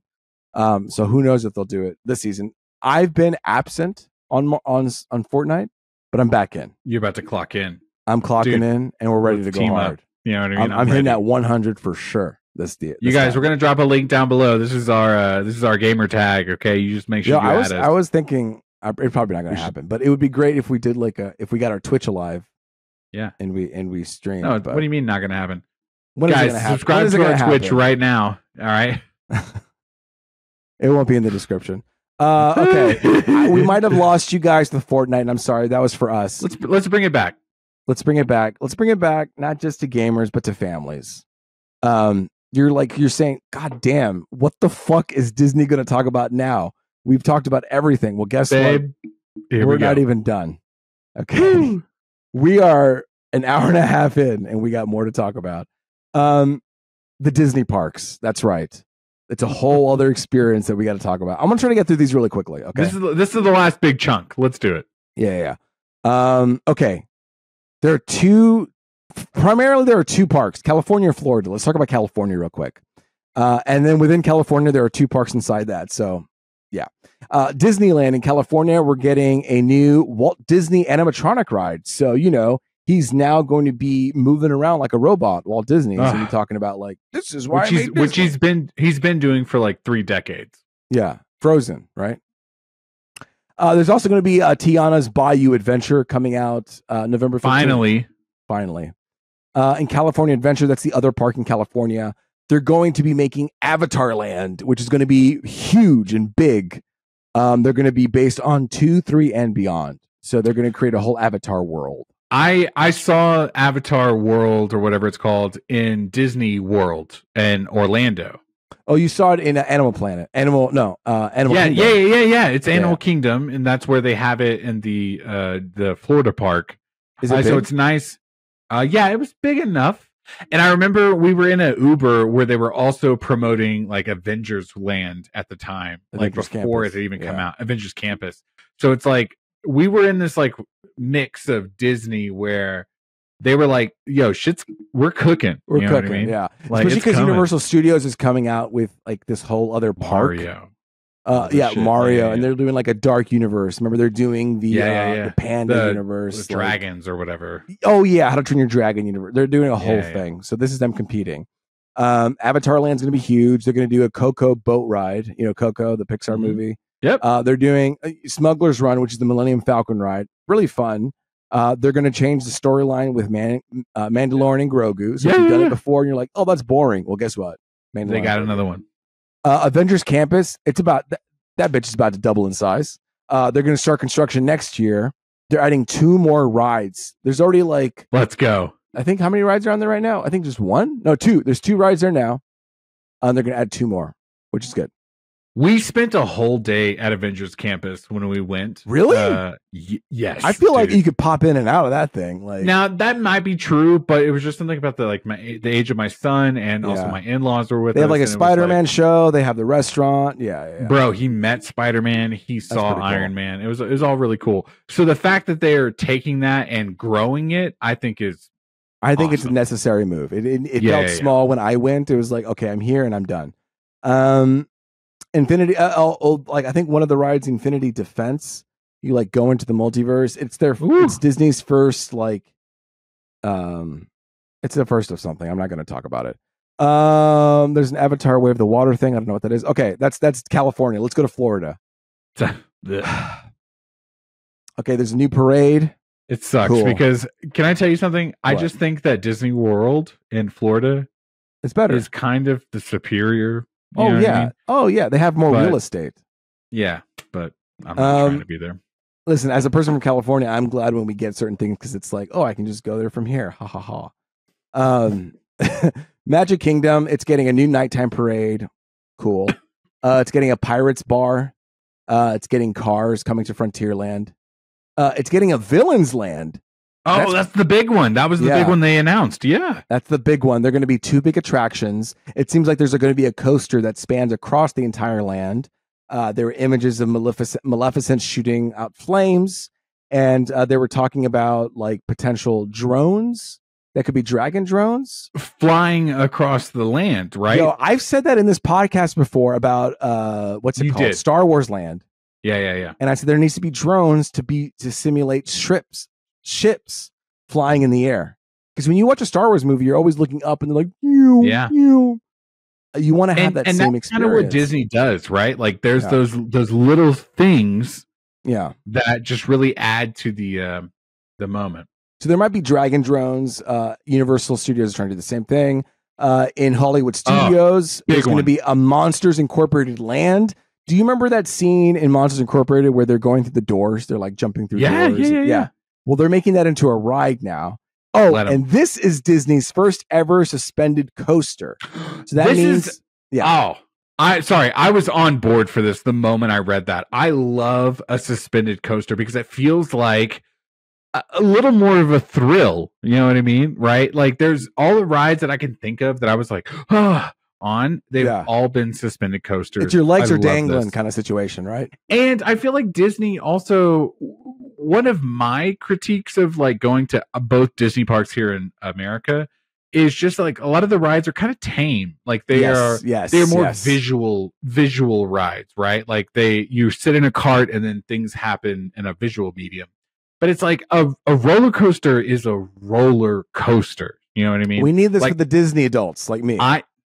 I want to go to a theme park. I remember when we went to Disney World, I enjoyed the park, but Universal was like the highlight of that trip. They got thrills. They have thrills. Universal has thrills, exactly. And so it's like if Disney wants to be like, let's push the envelope just a little bit.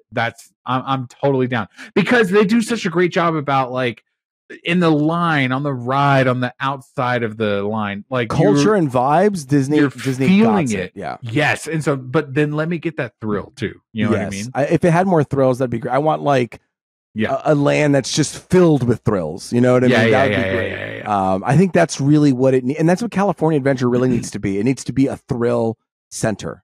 I loved California Adventure when we were there. The Incredibles ride is the Incredicoaster is the only big thrill ride from that thing. There's also give a couple more, you know. Yeah, there's the Goofy Flight Learner one. That one's pretty good. I won't lie. So Monsters Incorporated door coaster, pretty cool. Test track reopening in Epcot. There's going to be a new Indiana Jones ride in Animal Kingdom. There's an Indiana Jones ride here in here in California. That one's pretty fun. So this is looking exciting. There's an Encanto attraction. There's going to be a new area called Tropical Americas. And then Zootopia Land is coming. And then finally, in Paris, there's going to be Lion King Land. I've never been to Paris or I think the Tokyo Disneyland. But there's going to have a Lion King Land. And they're going to have like a Splash Mountain like Pride Rock. It's pretty cool. Do it.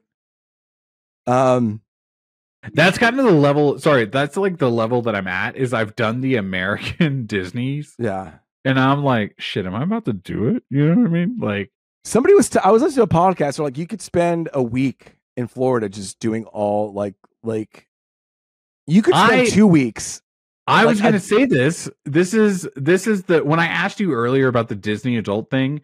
This is something that I feel like for a brief moment in our time, people were labeling us as Disney adults because on our honeymoon, we went to Disney World in Orlando. And it was a conversation we had because it was just like I had never been to any Disney park and she had never been in forever. Wait, you've never been to a Disney park ever before your honeymoon?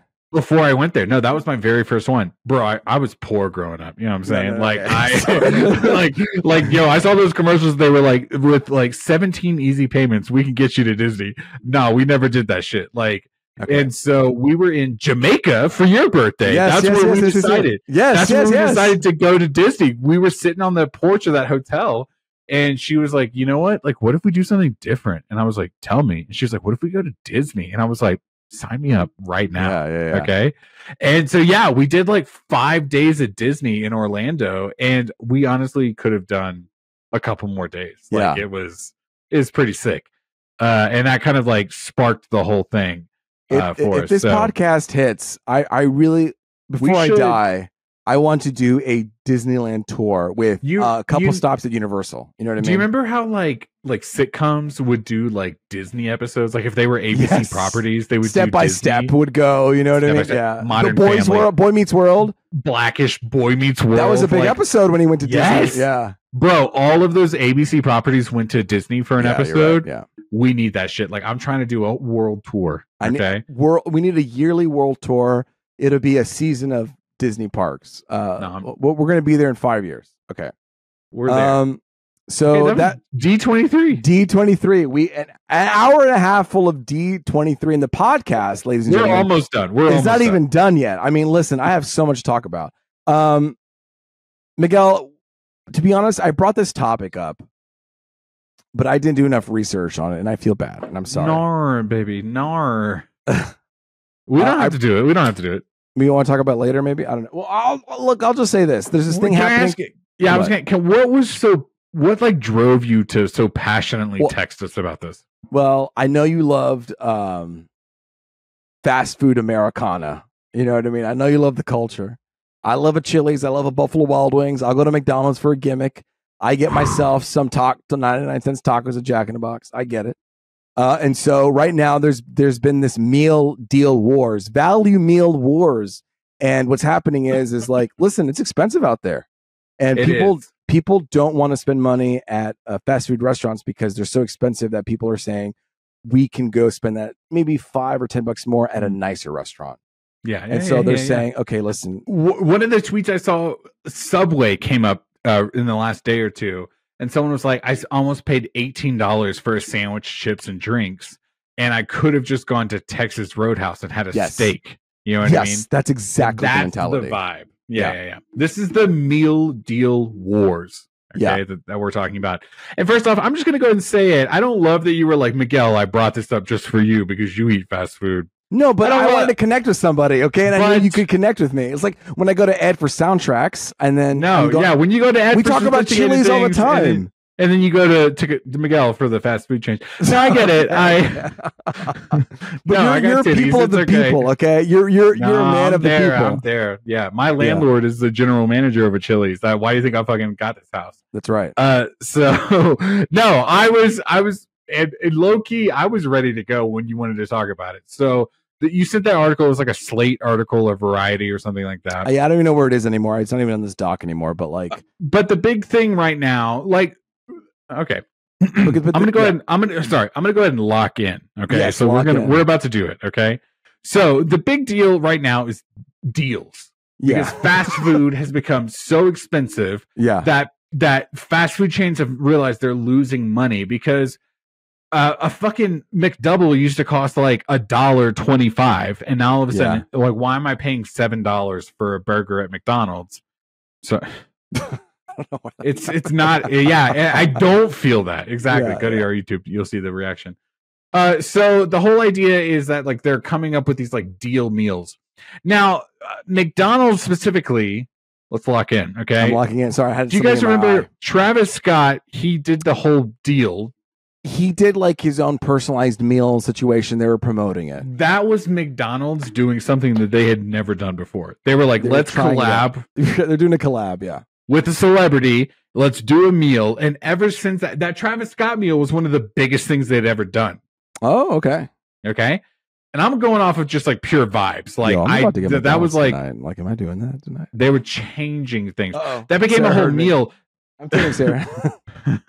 That became a whole meme because people would come Yes. in and they would be like, "Hi, welcome to McDonald's," and the person would respond with, "You know what I'm here for," and they'd be like, "Pull up to the window."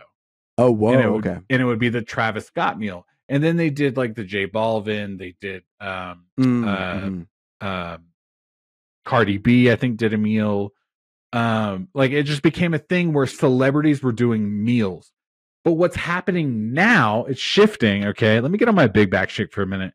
So now all of a sudden, Wendy's created this deal 2 or 3 years ago that was like, here's the 4 for $4. Yes. You're going to get 4 things for $4. Okay. Yeah. And then because fast food has learned that they could not expand their margins by just like aggressively raising their prices, what do people want? They want to show up for a combo that's an appropriately priced combo. So Wendy's came out and said the 4 for $4. McDonald's is coming out and doing a very similar deal where you get like a burger or a chicken sandwich with a couple of chicken nuggets, fries, and a small drink for $5. Perfect. Why? Because people want to spend $5 on a McDonald's meal. That is the purpose of those restaurants. Like that is your like there's mid-grade and then there's high-end restaurants. Like you need to serve your purpose. Exactly. Who is you? Who are you talking about? The restaurants. Exactly. Sorry. Okay. I was talking to you. I was at Texas. I was at Texas Roadhouse last week. Okay. So we're not gonna there was you and Miguel, and then there's everyone else. I'm saying the McDonald's, so that they're coming back, they're $5. Everyone's joining in from too many people. But we're also saying, we talked even just like jokingly in our text, it's like Sonic is doing the burger verse, right? Yes, like where they're trying to have the burgers. Chili's is like, we're putting out a burger, fries, and drink and appetizer meal for $10. Okay. Yo, whoa. That is where we are at, because people are tired of going to these fast food restaurants and getting these like sit down dining meal prices. Yeah. That is not fast food. It is not just a quick meal experience. It's also, I have to feed me, my spouse or partner, and also our child plus multiple children for less than $20. You know what I mean? Like, we cannot be spending $1,000 every time we go out to fast food, because at that point, I might as well just be going to a sit down restaurant and having like a quality meals. Sorry, I'm not trying to be an asshole. Like, you know what I mean? Yes. And so you sent me this thing about the meal deals, and it's like, yes, they are realizing that this shit is not working. This is very post-COVID as well. Like, they were like, oh, inflation, and oh, we lost all this money, so we naturally have to raise our prices. Subway, they used to be a $5 foot long. That was their song. That shit was in our lexicon. Okay, we grew up with that shit. And now you go to Subway, and like I said, I was reading a tweet earlier where a person was spending $13 to $18 for a sub, chips, and drink. And it's like, listen, I'm not going to Subway to spend $18. I'm going to these places because I need a quick meal, and I need it to be financially affordable. I could get a premium free antibiotic, free range chicken sandwich with avocado and bacon and fresh tomatoes. Bro, I'm at a brewery getting a fried chicken sandwich and a beer for the same price. McDonald's, you cannot. But can I pivot for a second and tell you one quick thing? Pivot. I love a deal. Okay. We're talking about meal deals, right? I love when a reward system works for me. Yes. And I'm going to tell you about the 2 places just off the top of my dome that are working for me. First off, Buffalo Wild Wings has a great reward system. Okay. I spend, it's like for every $1 I spend, I fucking get like 1,000 points. Okay. So I get, it's like a little hyperbole, but like I go to Buffalo Wild Wings, I spend a money, and then the next time I go, I'm getting like a free kids meal. I'm getting a free meal. I'm getting a free something. I'm getting something. I love when my money, you know what I mean? Like, I'm going to sound like a financial bro. I love when my money works for me. You know what I'm saying? But I'm talking shit about McDonald's because they're like introducing this meal deal. But if you really want to save money, and Ed, I wish he was here on the podcast. If you really want to save money at McDonald's, sign up for the fucking rewards account. Yo, 1000%. I remember I had so many points, and you were like, you told me you need to use those points before they expire. And then they're about to expire. And I had literally like 4, maybe 5 free meals ready to go. Yes, you did. I was like, pop. And the thing is like they said you can only use one at a time, which is fine. But bro, yeah, I was able to save a lot of money. Use a deal and then get a McChicken as a bonus. And all of a sudden you're spending $5 for a lunch. That's my thing is like, especially if I'm at like a lunch situation at work and I only have X amount of minutes to eat. Yeah. Like I want to go and if I'm not going home, I'm privileged right now. I live very close to my job. So like I get to go home and sometimes Kristen will like make lunch for us and we'll sit down. My God, what an amazing! I love that. I wish I could have that. I love her so much. Yeah. But sometimes it's like I don't have time. I need to just like grab McDonald's and go back to work. Yeah. And I get to grab McDonald's and get a deal. Like you're getting money back. Less than $6, and I'm getting all this food because I've got a good rewards. It's like a cashback system with credit cards. It kind of is. It's Kohl's Cash for McDonald's. You know what I'm saying? Yeah. No, so you got me really charged up on this whole meal deal thing because it's like this is where people live. You know what I mean? Like I don't have time. Like Luis, you live in California and you pay $7 for gas or whatever. You know what I mean? Yeah. Like that's a little bit of exaggeration, but I had, exactly. But it's a lot of money. I remember you sending pictures of being like, I'm in downtown LA and I'm paying all this gas. The money you're spending on that, like I should be able to also go to McDonald's or Burger King or Wendy's or Chick-fil-A.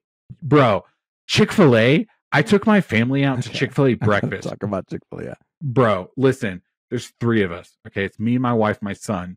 We went to a Chick-fil-A breakfast where we're each getting just a sandwich and a hash brown. You know what I mean? A meal. Okay. But a sandwich, hash brown, drink. All 3 of us, $43. Let me tell you something. Yes, I pay $30 for our meal. 2 people, and that's only 2 of you. 2 of us in LA. And then when I went to Houston, it was like $23. Like, are you fucking kidding me? I'm gonna tell you this: that whole cost of living shit. When we go to Houston, I'm like, it's a good time. Yo, I got this one. You know what I mean? I'm a platinum level member of Chick-fil-A. I'll tell you that right now. I'm like a tippy top, so I get like double the points or 1.5 points to every time I spend. I feel like good for you. The Chick-fil-A grind, like that takes. I feel like it takes a little bit longer than maybe other ones to get those rewards because I like to wait till I get the whole meal back. You know? No, because you want and then you wake up one morning and you go, oh shit, today's the day. You know what I mean? Like you want that deal. No, I feel that because I'm a deal guy. I like capturing Chick-fil-A is my deals. Chick-fil-A and McDonald's are the ones that we use for like those points. But Buffalo Wild Wings is an oldie that I haven't like gone back, and I didn't realize they had such a good point system that I could kind of use. I just like on the podcast right now. I think Buffalo Wild Wings has like one of the best deals. Like because me, my wife, my son, if I buy the food one time, I get something the very next time. Whoa, that's really good. And they also include alcohol. So like if I buy a beer while I wait for my thing, that all counts towards the points. No, Buffalo Wild Wings is kind of one of the best ones. And I feel bad because one day they're going to realize, you know what I mean? They're like, whoa, we got to... They're like, damn it. All right, I lost it. No, you got me hyped up on these meal deals. And I will not pay a certain price. I will hop out. Oof, I'm sorry, just all of these beers and shots. You're about to make a name for yourself right now. Should we celebrate? Let's do it. Okay. Listen, you celebrate. I'll set this up. Summer movie wager. We're almost done here, folks. We have 2 more topics. We're going to talk about the summer movie wager, and then we're going to talk about what we're into as far as content. Let's talk about the summer movie wager. Every summer, we bet on what movie is going to make the top 10 list, and let's go through them. Have there been any changes? No, there hasn't been any changes. Everything's been pretty much the same. Garfield 10, Fall Guy 9, If at 8, Quiet Place 7, Kingdom of the Planet of the Apes 6, Bad Boys 5, Twisters 4, Despicable Me 4, 3, Deadpool Wolverine 2, Inside Out 2 is 1. We were hesitant about Deadpool Wolverine ever outshadowing Inside Out 2, but it's coming close. Deadpool Wolverine has $512 million, and Inside Out 2 has $638 million. So it's kind of closing the gap now a little bit. And Ed had this fucking fantastic stat about, what did he say? He said the third It was weekend. like, at this point, Deadpool has been out for so many weeks. And at this point, Inside Out 2 had been out for this many weeks. And it was like just slightly higher. Deadpool and Wolverine had like $2 million more timeline wise.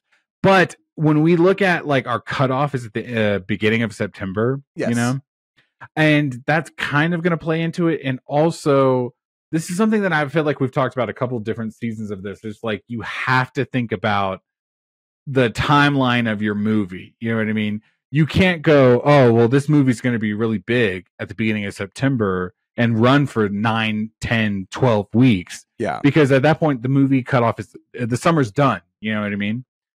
So I don't know. I think Inside Out was a huge movie of the summer.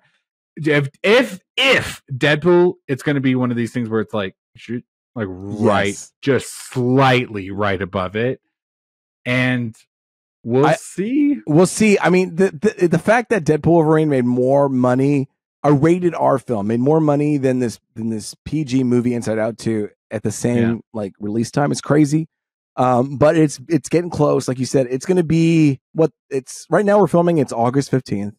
Release is August 16th. So there's only like half of a month left for Deadpool to make up 100 and so million. And at this point, that's with Deadpool though, order. you have to also go like the big thing that they're driving with that movie is cameos. You know what I mean? Yeah. And the moment 1, 2, 3, 4, 5 cameos get spoiled, I can just watch it when I get home. But you know what? I feel like out of a lot of the movies, and maybe Inside Out 2 is one of them, there's been a lot of rewatchability to it. I've heard a lot of talk online where people are like, I can't wait to rewatch it again. A coworker was just like, hey, do you want to go see Deadpool tomorrow? And I almost did it. Like I was ready to go. I was ready to jump. I want to see that movie again. I might myself too. I mean, I have AMC premiere, A-list. I'm an A-lister. Yeah. Why wouldn't I? So Deadpool Wolverine coming in clutch. I think another big thing is Twisters. Let me just say real quick. I fucking called Twisters to be at number 4, and it fucking is at number 4 right now. That's a crazy bet. It's my 3. It's my 3. It's your 3? I'm one off. Okay, so Despicable Me is 3, and it has 333 million. Oh, Twisters is at 227 million. There's no way it's going to make 100. It's not going to happen. No. But point wise, I'm one off. But also, I'm the bottom of the list. Hey, Luis, I'm sorry, real quick. Did we talk? I'm sorry. No, go ahead, please. I've been drinking. I've been drinking. Did we talk about Twisters to the top of the podcast? We talked about which part? We talked about the press junket. I want to talk about the music of this movie. Let's jump right into what we're into here. Let's do it. We're talking about Twisters, the music. The thing is Twisters came out during Comic-Con, and I wasn't able to be here for that conversation. So after Twisters came out, let me say something real quick. I don't listen to country. I don't listen to country at all. Okay, let's go. I don't. But if you put fucking good music in a movie that I'm hooked and hyped into, baby, I'm gonna listen to that soundtrack over and over and over again. Okay. Yes. I was a big Kendrick Lamar after Black Panther. Okay. But what I'm trying to say is I watched Twisters and I've been listening to that soundtrack over and over. So do I like the country now? Maybe I like country. I don't know.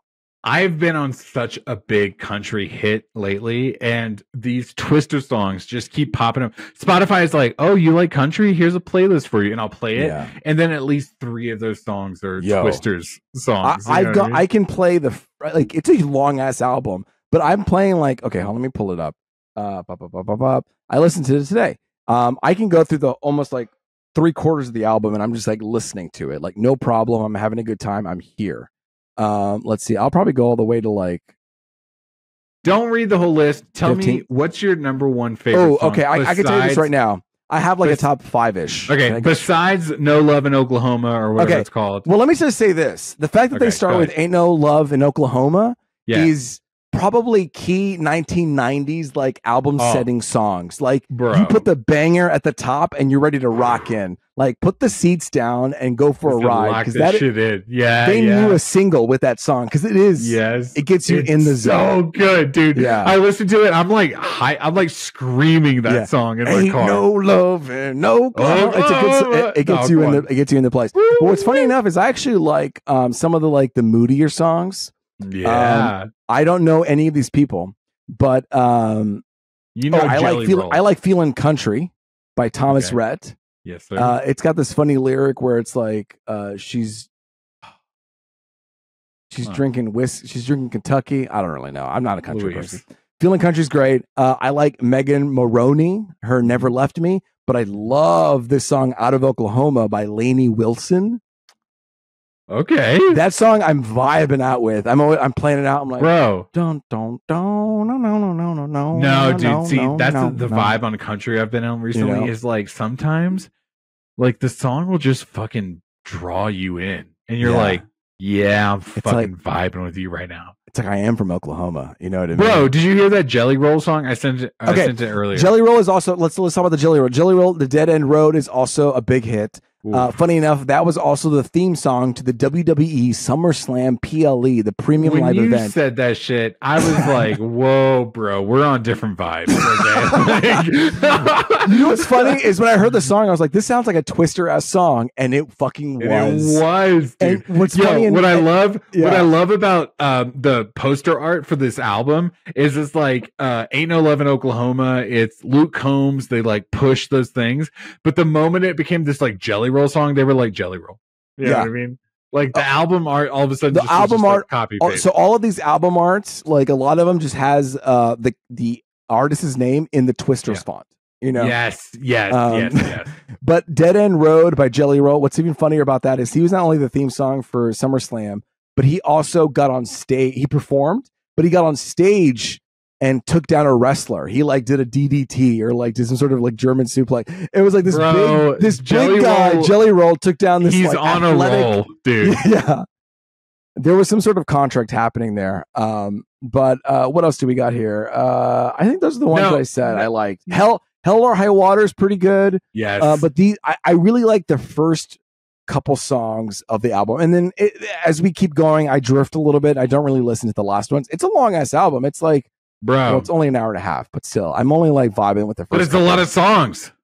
It's fucking 29 songs, bro. I'm listening to country's half of them. Doing that all of a sudden, where it's like we're gonna like Morgan Wallen put out a song, and it was like 32 songs on an album. Bro, Morgan Wallen, he ain't in the Twisters album. I don't know. Bro, he's not even on the Twisters song. Yeah, but I'll talk about that later. I'm just in general. I'm about to make a name for myself. No, I'm on this country shit, and so like all these Twister songs. Can I tell you the one thing that I'm so excited about? This is we'll pin it on this. I saw Twisters and I was a little cold on it, to be honest. Oh, dude. Mainly because some of these songs I listened to, and I'm like, why wasn't this song like the heart of the movie? You know what I mean? Like I should have been hearing this song as the Twister is coming at me. You didn't feel it when he was like, we're going inside that Twisters, and then he like put down that like the anchor. No, dude. Bro, he played the Jelly Roll song. I think when he was jumping, he was hopping over those hills. In the same way, I feel like I talked about this, the same way the Across the Spider-Verse album, the second one, didn't hit with me the same. Yes. Like it was after the fact that I was like, oh shit, this album rocks. Okay. But can I tell you, go ahead. My birthday just happened, and I told my wife, I said, this is the thing I want. Thank God they're doing this. They're re-releasing the Twisters movie on 4DX. Yes. Yeah. And I'm like, I'm ready to fucking go. Okay. Yeah. I want to see that movie in 4DX. I want to hear the music. I've been listening to 2 of the 3 big songs of the movie. You know what I mean? Listen to the album. Ain't no love in Oklahoma. Come on, dude. Luke, when you're driving to work or when you're just sitting or working, just listen, put the album in the background. And then when you watch the movie again, you'll be like, I'm in. I'm ready. I don't know. It's a guilty pleasure for me. I did really like the movie. I know there are moments that don't work, but there's something about it that just goes down smooth. Like I'm willing to put it. It feels like a TNT TBS. Yes, feels like a TNT TBS type of vibe. Like I'm willing to watch it. I'm okay. And hey, it hit number 4. This was the lyric I wanted to say. Say it. from Feeling Country. It's like, what does it say? What does it say? It says, "Watch out, Tennessee. She's drinking Kentucky. Good God Almighty, my babe is feeling country." I was like, damn. Bro, dude, that's kind of my vibe lately. Is I was saying this recently, is I'm getting into country music more. And shout out Darian Hunt, who listens to us. He gave us a country playlist. I haven't actually listened to that yet. I need to sit down and listen to it because right now I'm just. Is it on Spotify or Apple Music? Well, I'm currently letting Spotify just do the work, but I don't know where he has it. I think it's YouTube is where he commented, so maybe YouTube Music. But I'm gonna hop into that Darian Hunt playlist because he was like, this is the playlist I give to everyone that I'm just like letting listen to country music. I need to listen to that. Send it to me. Yeah. So I got to get into it, but no, I've been in this like country phase, and I'm just like getting into the vibe of country. You know what I mean? Yeah. And it's like I'm starting to see the hits. You know what I mean? Like what works. Like I sent you that Jelly Roll song earlier today, and I was like, I know you listened to it already on the Twisters. But I was like, it is a little derivative. Like it is like at one point they like clap. Yeah. And I was like, okay, it sounds like I've heard this before. You know what I mean? I don't know if it's because I'm writing off the movie, because like I always love experiencing the movie again through music. That's why I love soundtracks. So it's like when I listen to the soundtrack, when I listen to the score, I feel like I'm reliving that movie experience every fucking time. And so if you put music in like Guardians of the Galaxy, fucking Black Panther, this one, Garden State, all these movies that have great soundtracks, I'm like hooked in. I'm a big fan. You put great songs in the thing, I'm in. Twister soundtrack. That's what I was into. Okay, I got like 4 things I got to talk about. Can I get into them? Let me talk about one thing. I'm going to talk about one thing right now, and it may be old news, but I got to say it right now because I feel kind of heated about it. Okay, say it. The Australian breakdancer. Can we talk about that for a second? Yes. I've been having feelings about this, okay? I haven't been able to talk to anybody, but now I can talk to you about it. Good. All right. Can we please stop making fun of this person? Like, this person already has so much drama going into it. Like, we don't need to be making any more memes about it. Like, we get it. We all saw it. We all know what's going on. We don't need to beat a dead horse. Bro. Like, I'm tired of seeing these memes and things making fun of the breakdancer. Like, we don't need to fucking bash it in. I'm tired of it. And I think we need to stop. Did you not hear the controversy about this, though? Actually, I don't. I don't know the controversy. What's happening? Sorry, the big controversy about this is that she like. And sorry, I'm going off vibes real quick. Excuse me, your sounded so professional as you adjusted your glasses. She rigged the whole Olympic event for her country. Like her husband and her are like.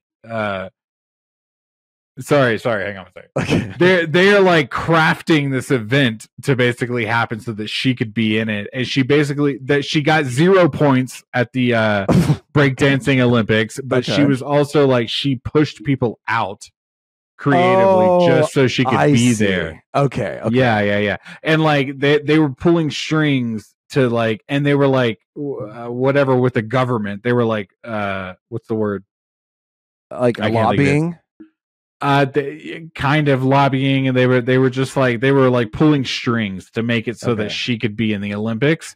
And then she hopped in there and she did such a bad job that in the next Olympics they're already like, we're not doing breakdancing because she did so Australia is not doing breakdance anymore. No, the whole Olympics they're not doing breakdancing again because of that. Wait, this one person took down the whole Olympic sport. Yes, and there's like a criminal investigation in the things she did to get to the Olympics. Yeah, it's like a whole thing. I can't believe you haven't heard about this. Okay, so hold on. She went into it. Okay, so it wasn't like she worked hard and then she like was this thing like she. That's not the story I've been hearing. She weaseled her way in and then basically, okay, and then showed up and did a piss poor job and was like.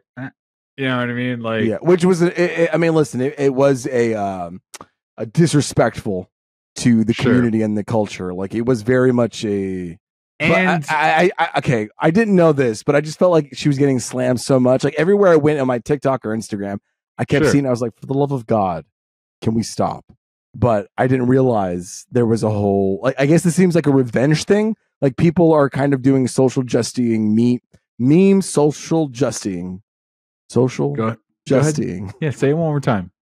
They are meme social justing to her. Right? Is that what's happening? Yeah, they're calling her out. Okay, they're calling her out. Okay, simply said, you know what I mean? Yeah. And they've said in I think LA or someone is hosting the Olympics in 4 years, and they've already said like breakdancing is not coming back. Okay, so it's like kind of a big breakdancing is deal. not coming back to the one city that actually could like show up and do it. Well, isn't that a topic of conversation? You know what I mean? Like there are people that can do this legitimately, and she came out there and made a meme of herself. And there's apparently a criminal investigation into some of the things they've done. So, okay, this makes more sense because I saw Rachel Dratch coming out doing the performance on Jimmy Fallon. I was like, what is going on? Like, but now that it's like, retribution or some kind. Yeah. Okay. Yeah. Okay. Yeah. Well, okay. I also, I'm going to do the best for last. So I also been using this thing called Rubbit. Have you heard of this thing, Rubbit? No, I haven't. Please explain. Okay. I've been getting these ads on Instagram all the fucking time. But before you even explain it, can I say one thing real quick? Luis, you're kind of like how do I say this? Because I really want to say it respectfully. Okay.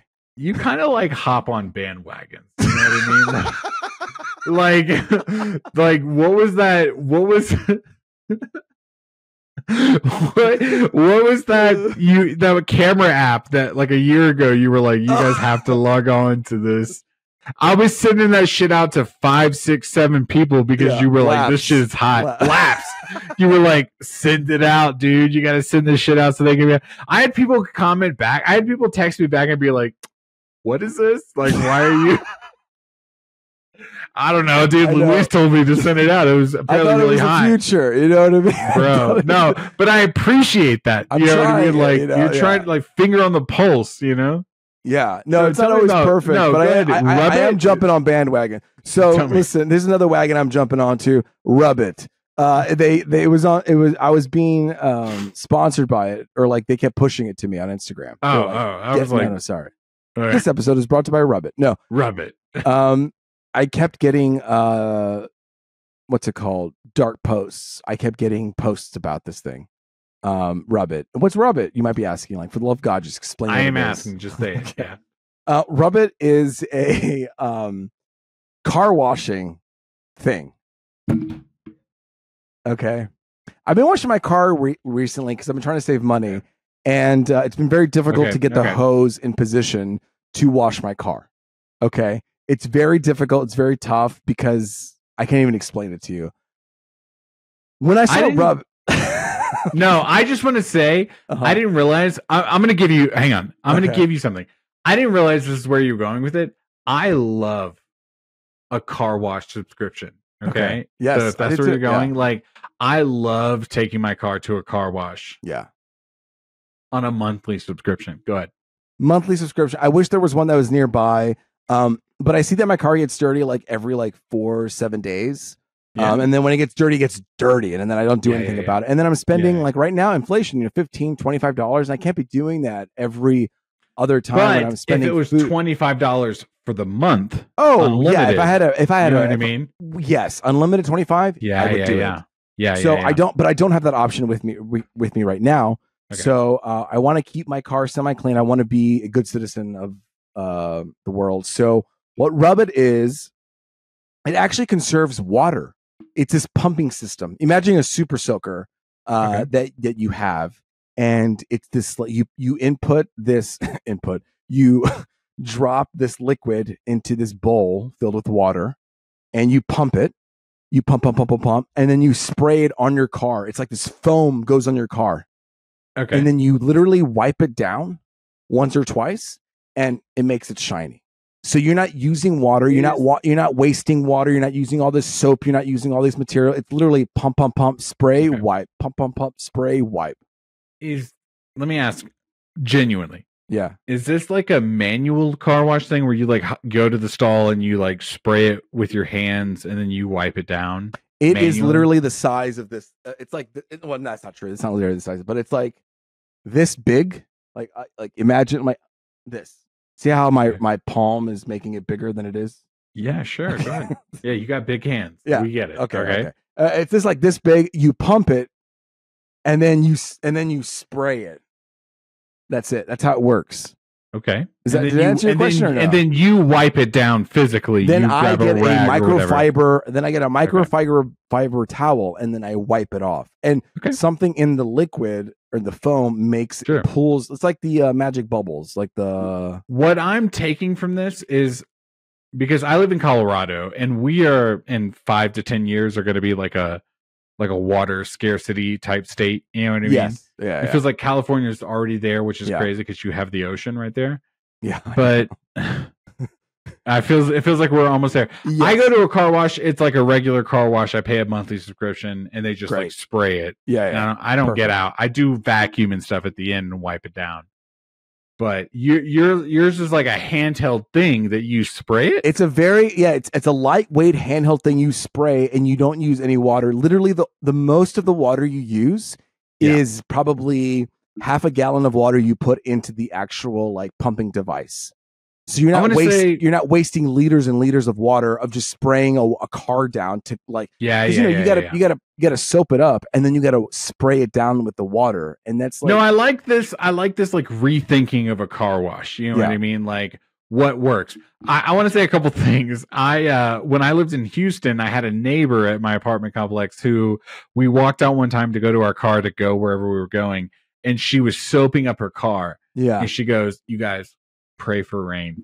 You know what I mean? She was like, "It's gonna rain, I think, and I've already soaped up my car, and when it rains, she's gonna wipe it down." Wait, she was hoping for rain in the next 20 minutes? Is that what's happening? She was praying for it, and she had faith, and I appreciated that. But when we came to Colorado, one of the things my wife and I talked about was like adult subscriptions. Like these are the things like we will pay for. Like we get HelloFresh now. You know what I mean? Here we are. Oh yeah, I've been trying to get into that, bro.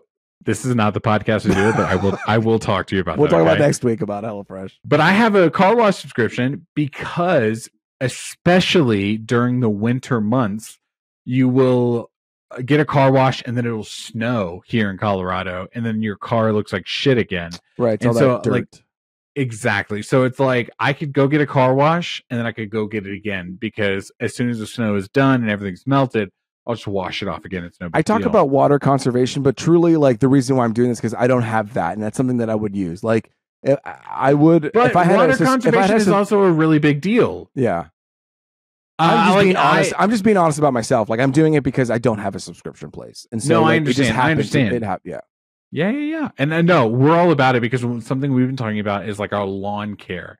Like the water we use for our grass, the water we use for do it at night, XYZ. It's just like we are really conscious about water scarcity over the next few years.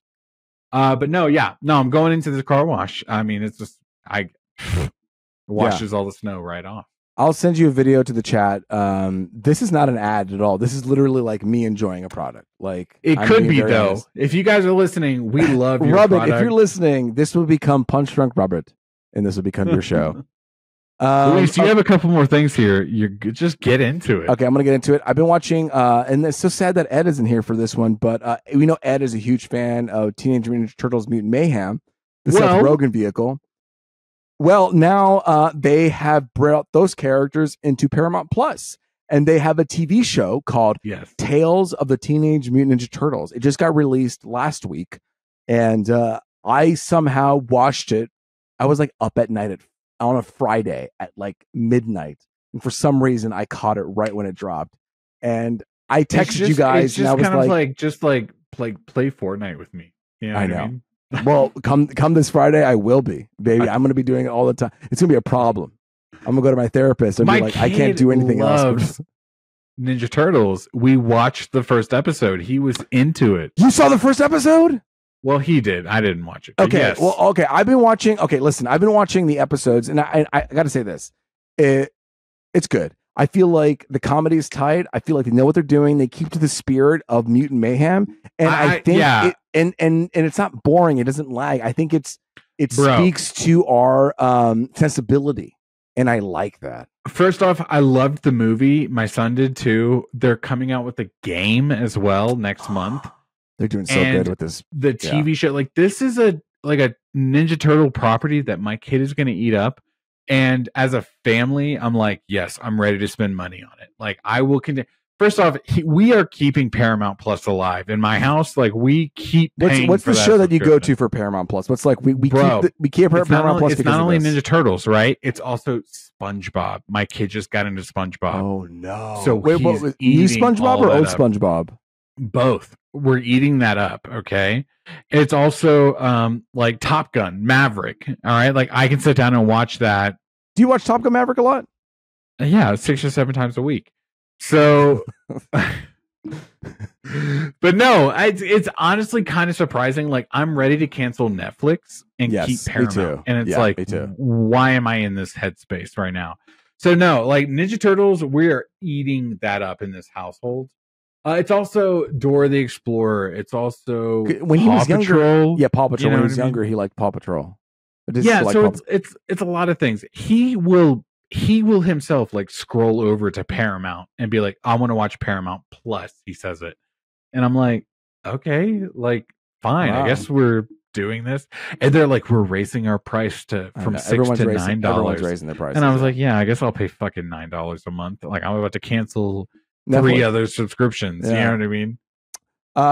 I'm so happy that he is watching it. I feel like you should watch it too. I feel like it's very... No, I will. And like I said, the game is coming. We are going to buy that game. Sorry.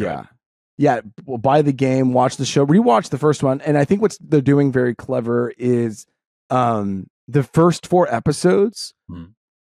What they're doing is they're highlighting each Ninja Turtle. So the first episode is Leonardo. The second one is Michelangelo. And the third one is Raphael. And the last one is Donatello. And then by the 5th one, they come together. And what's great about that is just, I don't know, great storytelling in the sense, like it's a kid's show. You can't do much, but the storytelling of like, look, we're going to focus on one character. We're going to have you attach to that character. Even if you haven't seen the movie, we're going to show you their fears, their wants. Right? Yeah. And then once you know their fears and wants, then and they've overcome them in their own personal episode. Yep. Then we can just do the show with all of them together because we can do a shorthand. So like everyone is trying to overcome their issues. Like Mikey is trying to be more serious. Raphael is trying to connect with people in a heartfelt place. Leonardo DiCaprio. Leonardo is trying to not rely on his team so much, and Donatello is trying to be tougher and not rely on his tech. So everyone is growing in each of their episodes. And I've gotten to the Donatello episode, and now I'm getting to the last one where they're like going to come together. But it's like a good pace. It's fun. If you got kids, put it on, I think, and you can enjoy it too. It's action based as well. So it keeps kind of all those endorphins going. And Tales of the Teenage Ninja Turtles. So when Ed comes back, we'll probably talk about that. Hey, Luis. Like, lastly, we should talk about one more thing. What's the thing? Do you want to talk about Last of Us for a second? Let's talk about Last of Us Part 2. Luis, I need to wrap this up because I got to pee. But I could, and I'm only saying that because I will sit here for 2 more hours talking about this show and game. Okay. But are you replaying The Last of Us Part 2? I am. And it was actually a conversation with Steven in our last podcast. We talked about Last of Us Part 2, and because of that, I was like, "Oh, I want to replay this game." I don't replay games, me too. Yeah, and I haven't replayed Last of Us, the first one, but season 2's coming out. I want to play Last of Us Part 2, so I'm playing New Game Plus. And the thing with New Game Plus is you get all the equipment you got, and bro, I am fucking unstoppable. And I told you this when I started playing. I was like, okay, I'm going to only use the resources that was given to me. You know, I'm going to go in and I'll just, I'll collect, I'll shoot. They have these modifiers where you can have infinite ammo, infinite gear, and infinite crafting. I got to a point literally last night, Miguel. It happened last night. I was like, fuck it. And I put on infinite everything. And I've been just wrecking house. You know what I mean? I'm the 3 weapons that I've been using. Okay. One is obviously the submachine silencer gun. That's been really great. That's been great. Okay. But the one I've been using a lot, dude, is the explosive arrows. Yes. I'm like, yes. They were like, they're like, this is going to be tough. And then 10 seconds later, it's like, not. it's done. And actually, so I've gotten to the farthest I've gotten right now is we hit the radio station or TV station, and now we finally made it to the theater. Like that's going to be our base. You know what I mean? Yeah. So I stopped before we got to the theater, but there is this level at the TV station, right? Tell me. Let me talk about this. Please, let's go. I've played this game I just did this. Let's go. I've played this game now. So I know what's about to happen. Yes. So I literally walk in. They're like, oh, nobody's here. here. In, they're hanging, right? Yeah. They're hanging. They're like, nobody's here. And I'm like, they're going to be here. So you know what I do? I fucking craft a shit ton of those landmines, and I just pop. I put like 20 landmines all over the place. Okay. And then I continue my journey, blah, blah, blah, blah, blah. It's like, you got to move through it. And then you do it like a chapter of that story before they come in. Yeah. Yes. And they're like, okay, now we have to go back to the lobby. And then when you go back to the lobby, like they come out, they're like, where is everybody? Mm-hmm. And then as they approach me, they're like, let's go. They just start exploding. Can I tell you what I did? I just redid this level 2. Same thing. You go into the TV station, you do the part of the level, and then you come back and then they all show up. I infinite crafted everything, and I had the explosive arrows. There's the area of the level that they come into, like, I think someone's here. in that hallway. In the hallway. Yes. And I just went bop, bop, bop, bop, bop. Dude, I did like 6 explosive arrows back to back. And I was like, well, that's done. That's done. Like, I didn't even plant explosives. Like, I just was like, I know where they're coming. They're coming. Yes. I played this game so many times. They're coming from over there. Boom, boom, boom. And then I ran to where they were. There's a thing up above where, they're going to come up there. I went, bop, bop, bop. I got them because 1 shot, 1 kill, whatever. I got other things on. Yeah. I played this game like 6 times. I don't need to do the whole, is this hard? No, you don't need a place where you have to like cleverly craft everything. Like, I need to use my resources. I need to specifically, kill this guy one way. Is I've got all the infinite things on, and I'm still grabbing things though. Like I'll be like, I'll tell you what, I'm trying to grab those. I'm trying to get those. I'm trying to get those pills, and I'm trying to get those screws. You brought up the pills. So I've played this game so many times. Both my characters, New Game Plus, they've already been upgraded. So in the game, you collect obviously resources to create like explosions, but they have these pills you can pick up that will make your character better. It's like your health tree or whatever. Yeah. And I beaten the game, but my character isn't completely to its full potential. Absolutely. So I'm collecting pills to make it its full potential. That is the New Game Plus of it all, right? Like, you are replaying the story.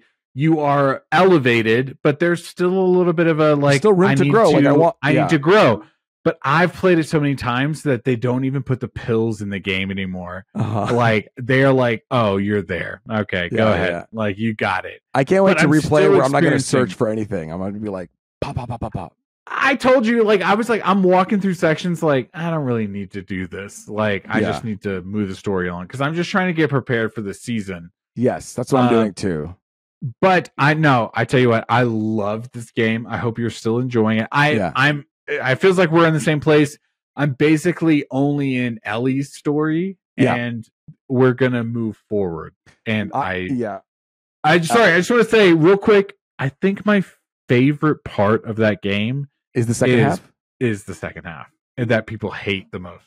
So, I think so too. I think there's just more to explore, and I honestly, like, I understand what's happening with the game because when you first play it, that Seattle day one, you're really collecting resources and you're really like leveling up. Like, the first part is an introduction to the game style, and then when you get to Seattle, you're like, okay, you need to collect to get ready.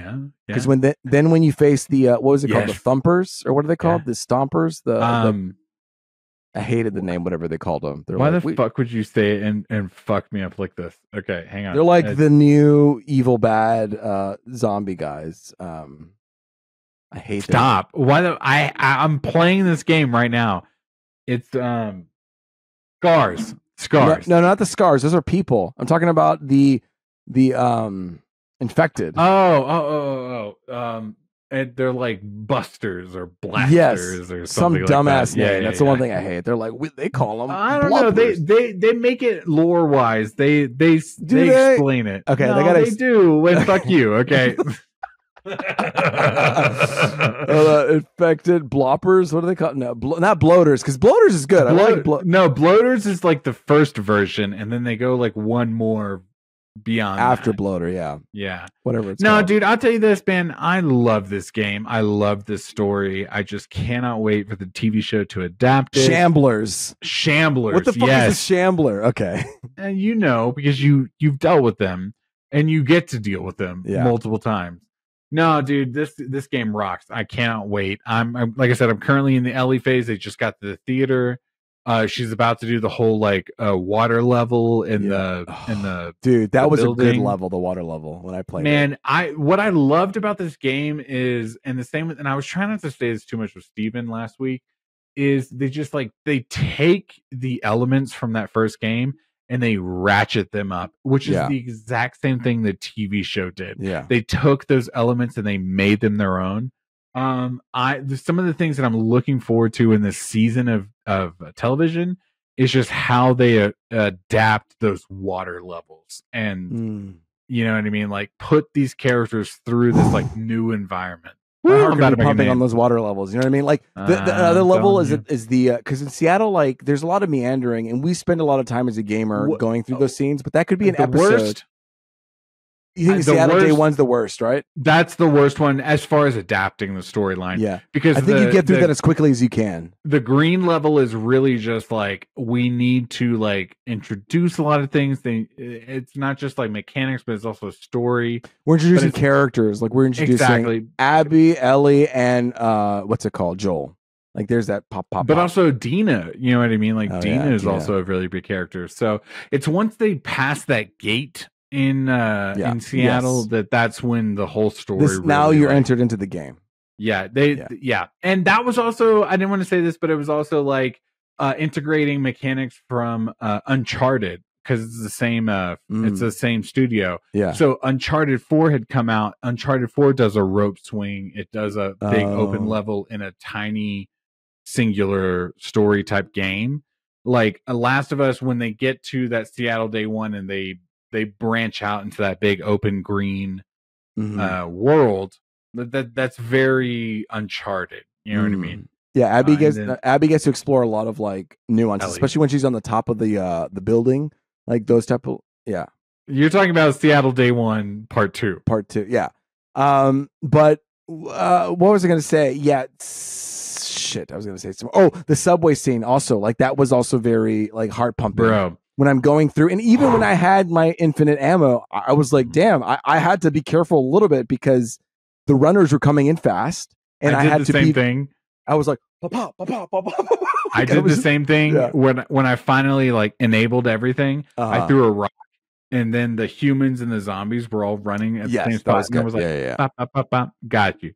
But in the preview for the season, we see a little bit of that, and it's just like they are adapting this gameplay, and it is going to be edge of your seat. Like that first season when they are in the museum with the clickers. Do you remember that? Yeah. And I remember that. and like Joel is, and they jump over the don't talk. I don't care what you say. Like that really establishes the lore of the world, and I feel like this season 2, we're gonna get some good adaptations. So yeah. No, it's exciting, and I feel like I'm entering into finally like, okay, you got through all the introductory parts, you got through like a tough level, quote unquote tough level. You know what I mean? With the shamble, because we introduced this new big bad. Now we're going to ramp it up. We're going to rack it up story wise and also like game wise. So I'm ready to just kind of breeze through it. And to be honest, like as we end this podcast, it's going to be very difficult because I'm going to be stuck on Fortnite for the next 3 months. Oh man, I'm hopping between both of these right now. I know. I love that vibe. I will too as well, but I tend to focus one on more than the other, and I probably you'll probably start. You will probably go farther in Last of Us than I will at this 100%. Because I'm going to start locking into Fortnite. No, that I was just about to say. That's like I like to do it both. You know what I mean? On the same night? Play a game, play a match or two of Fortnite, and then let me just like play Last of Us for I a want couple to sneak of around. levels. Yeah, Let dude. me- No, it's a vibe. You know, like Bro, 2.5 hours for an episode. We're giving the people what they want. exactly. You don't need a Patreon. We're giving you all the full No, content. this shit's free. Pay us anyway. Yeah. Tune in next week. We're going to talk about Alien Romulus. I'm watching it tomorrow. Hopefully you watch it soon. I'll right? watch it. I have You gotta- AMC, so that's fine. Yeah. Alien Romulus, directed by Fede Alvarez. This is what 4, 5, 6, the 7th Alien movie, I believe, not including the Alien vs Predator movies. Outside of those, is the 7th one. This movie occurs between Alien and Aliens. So the first movie and the second one, where this movie happens. All right. Looks pretty cool. But tune in next week. We'll talk about Alien Romulus. But until then, my name is Luis Gonzalez, and with me's been Miguel Sanchez. And if you feel it, Chase it. hell yeah. See you next time, baby. Ain't no love. In Oklahoma. Woo, I'm about to make a name for myself. Woo! Stop it.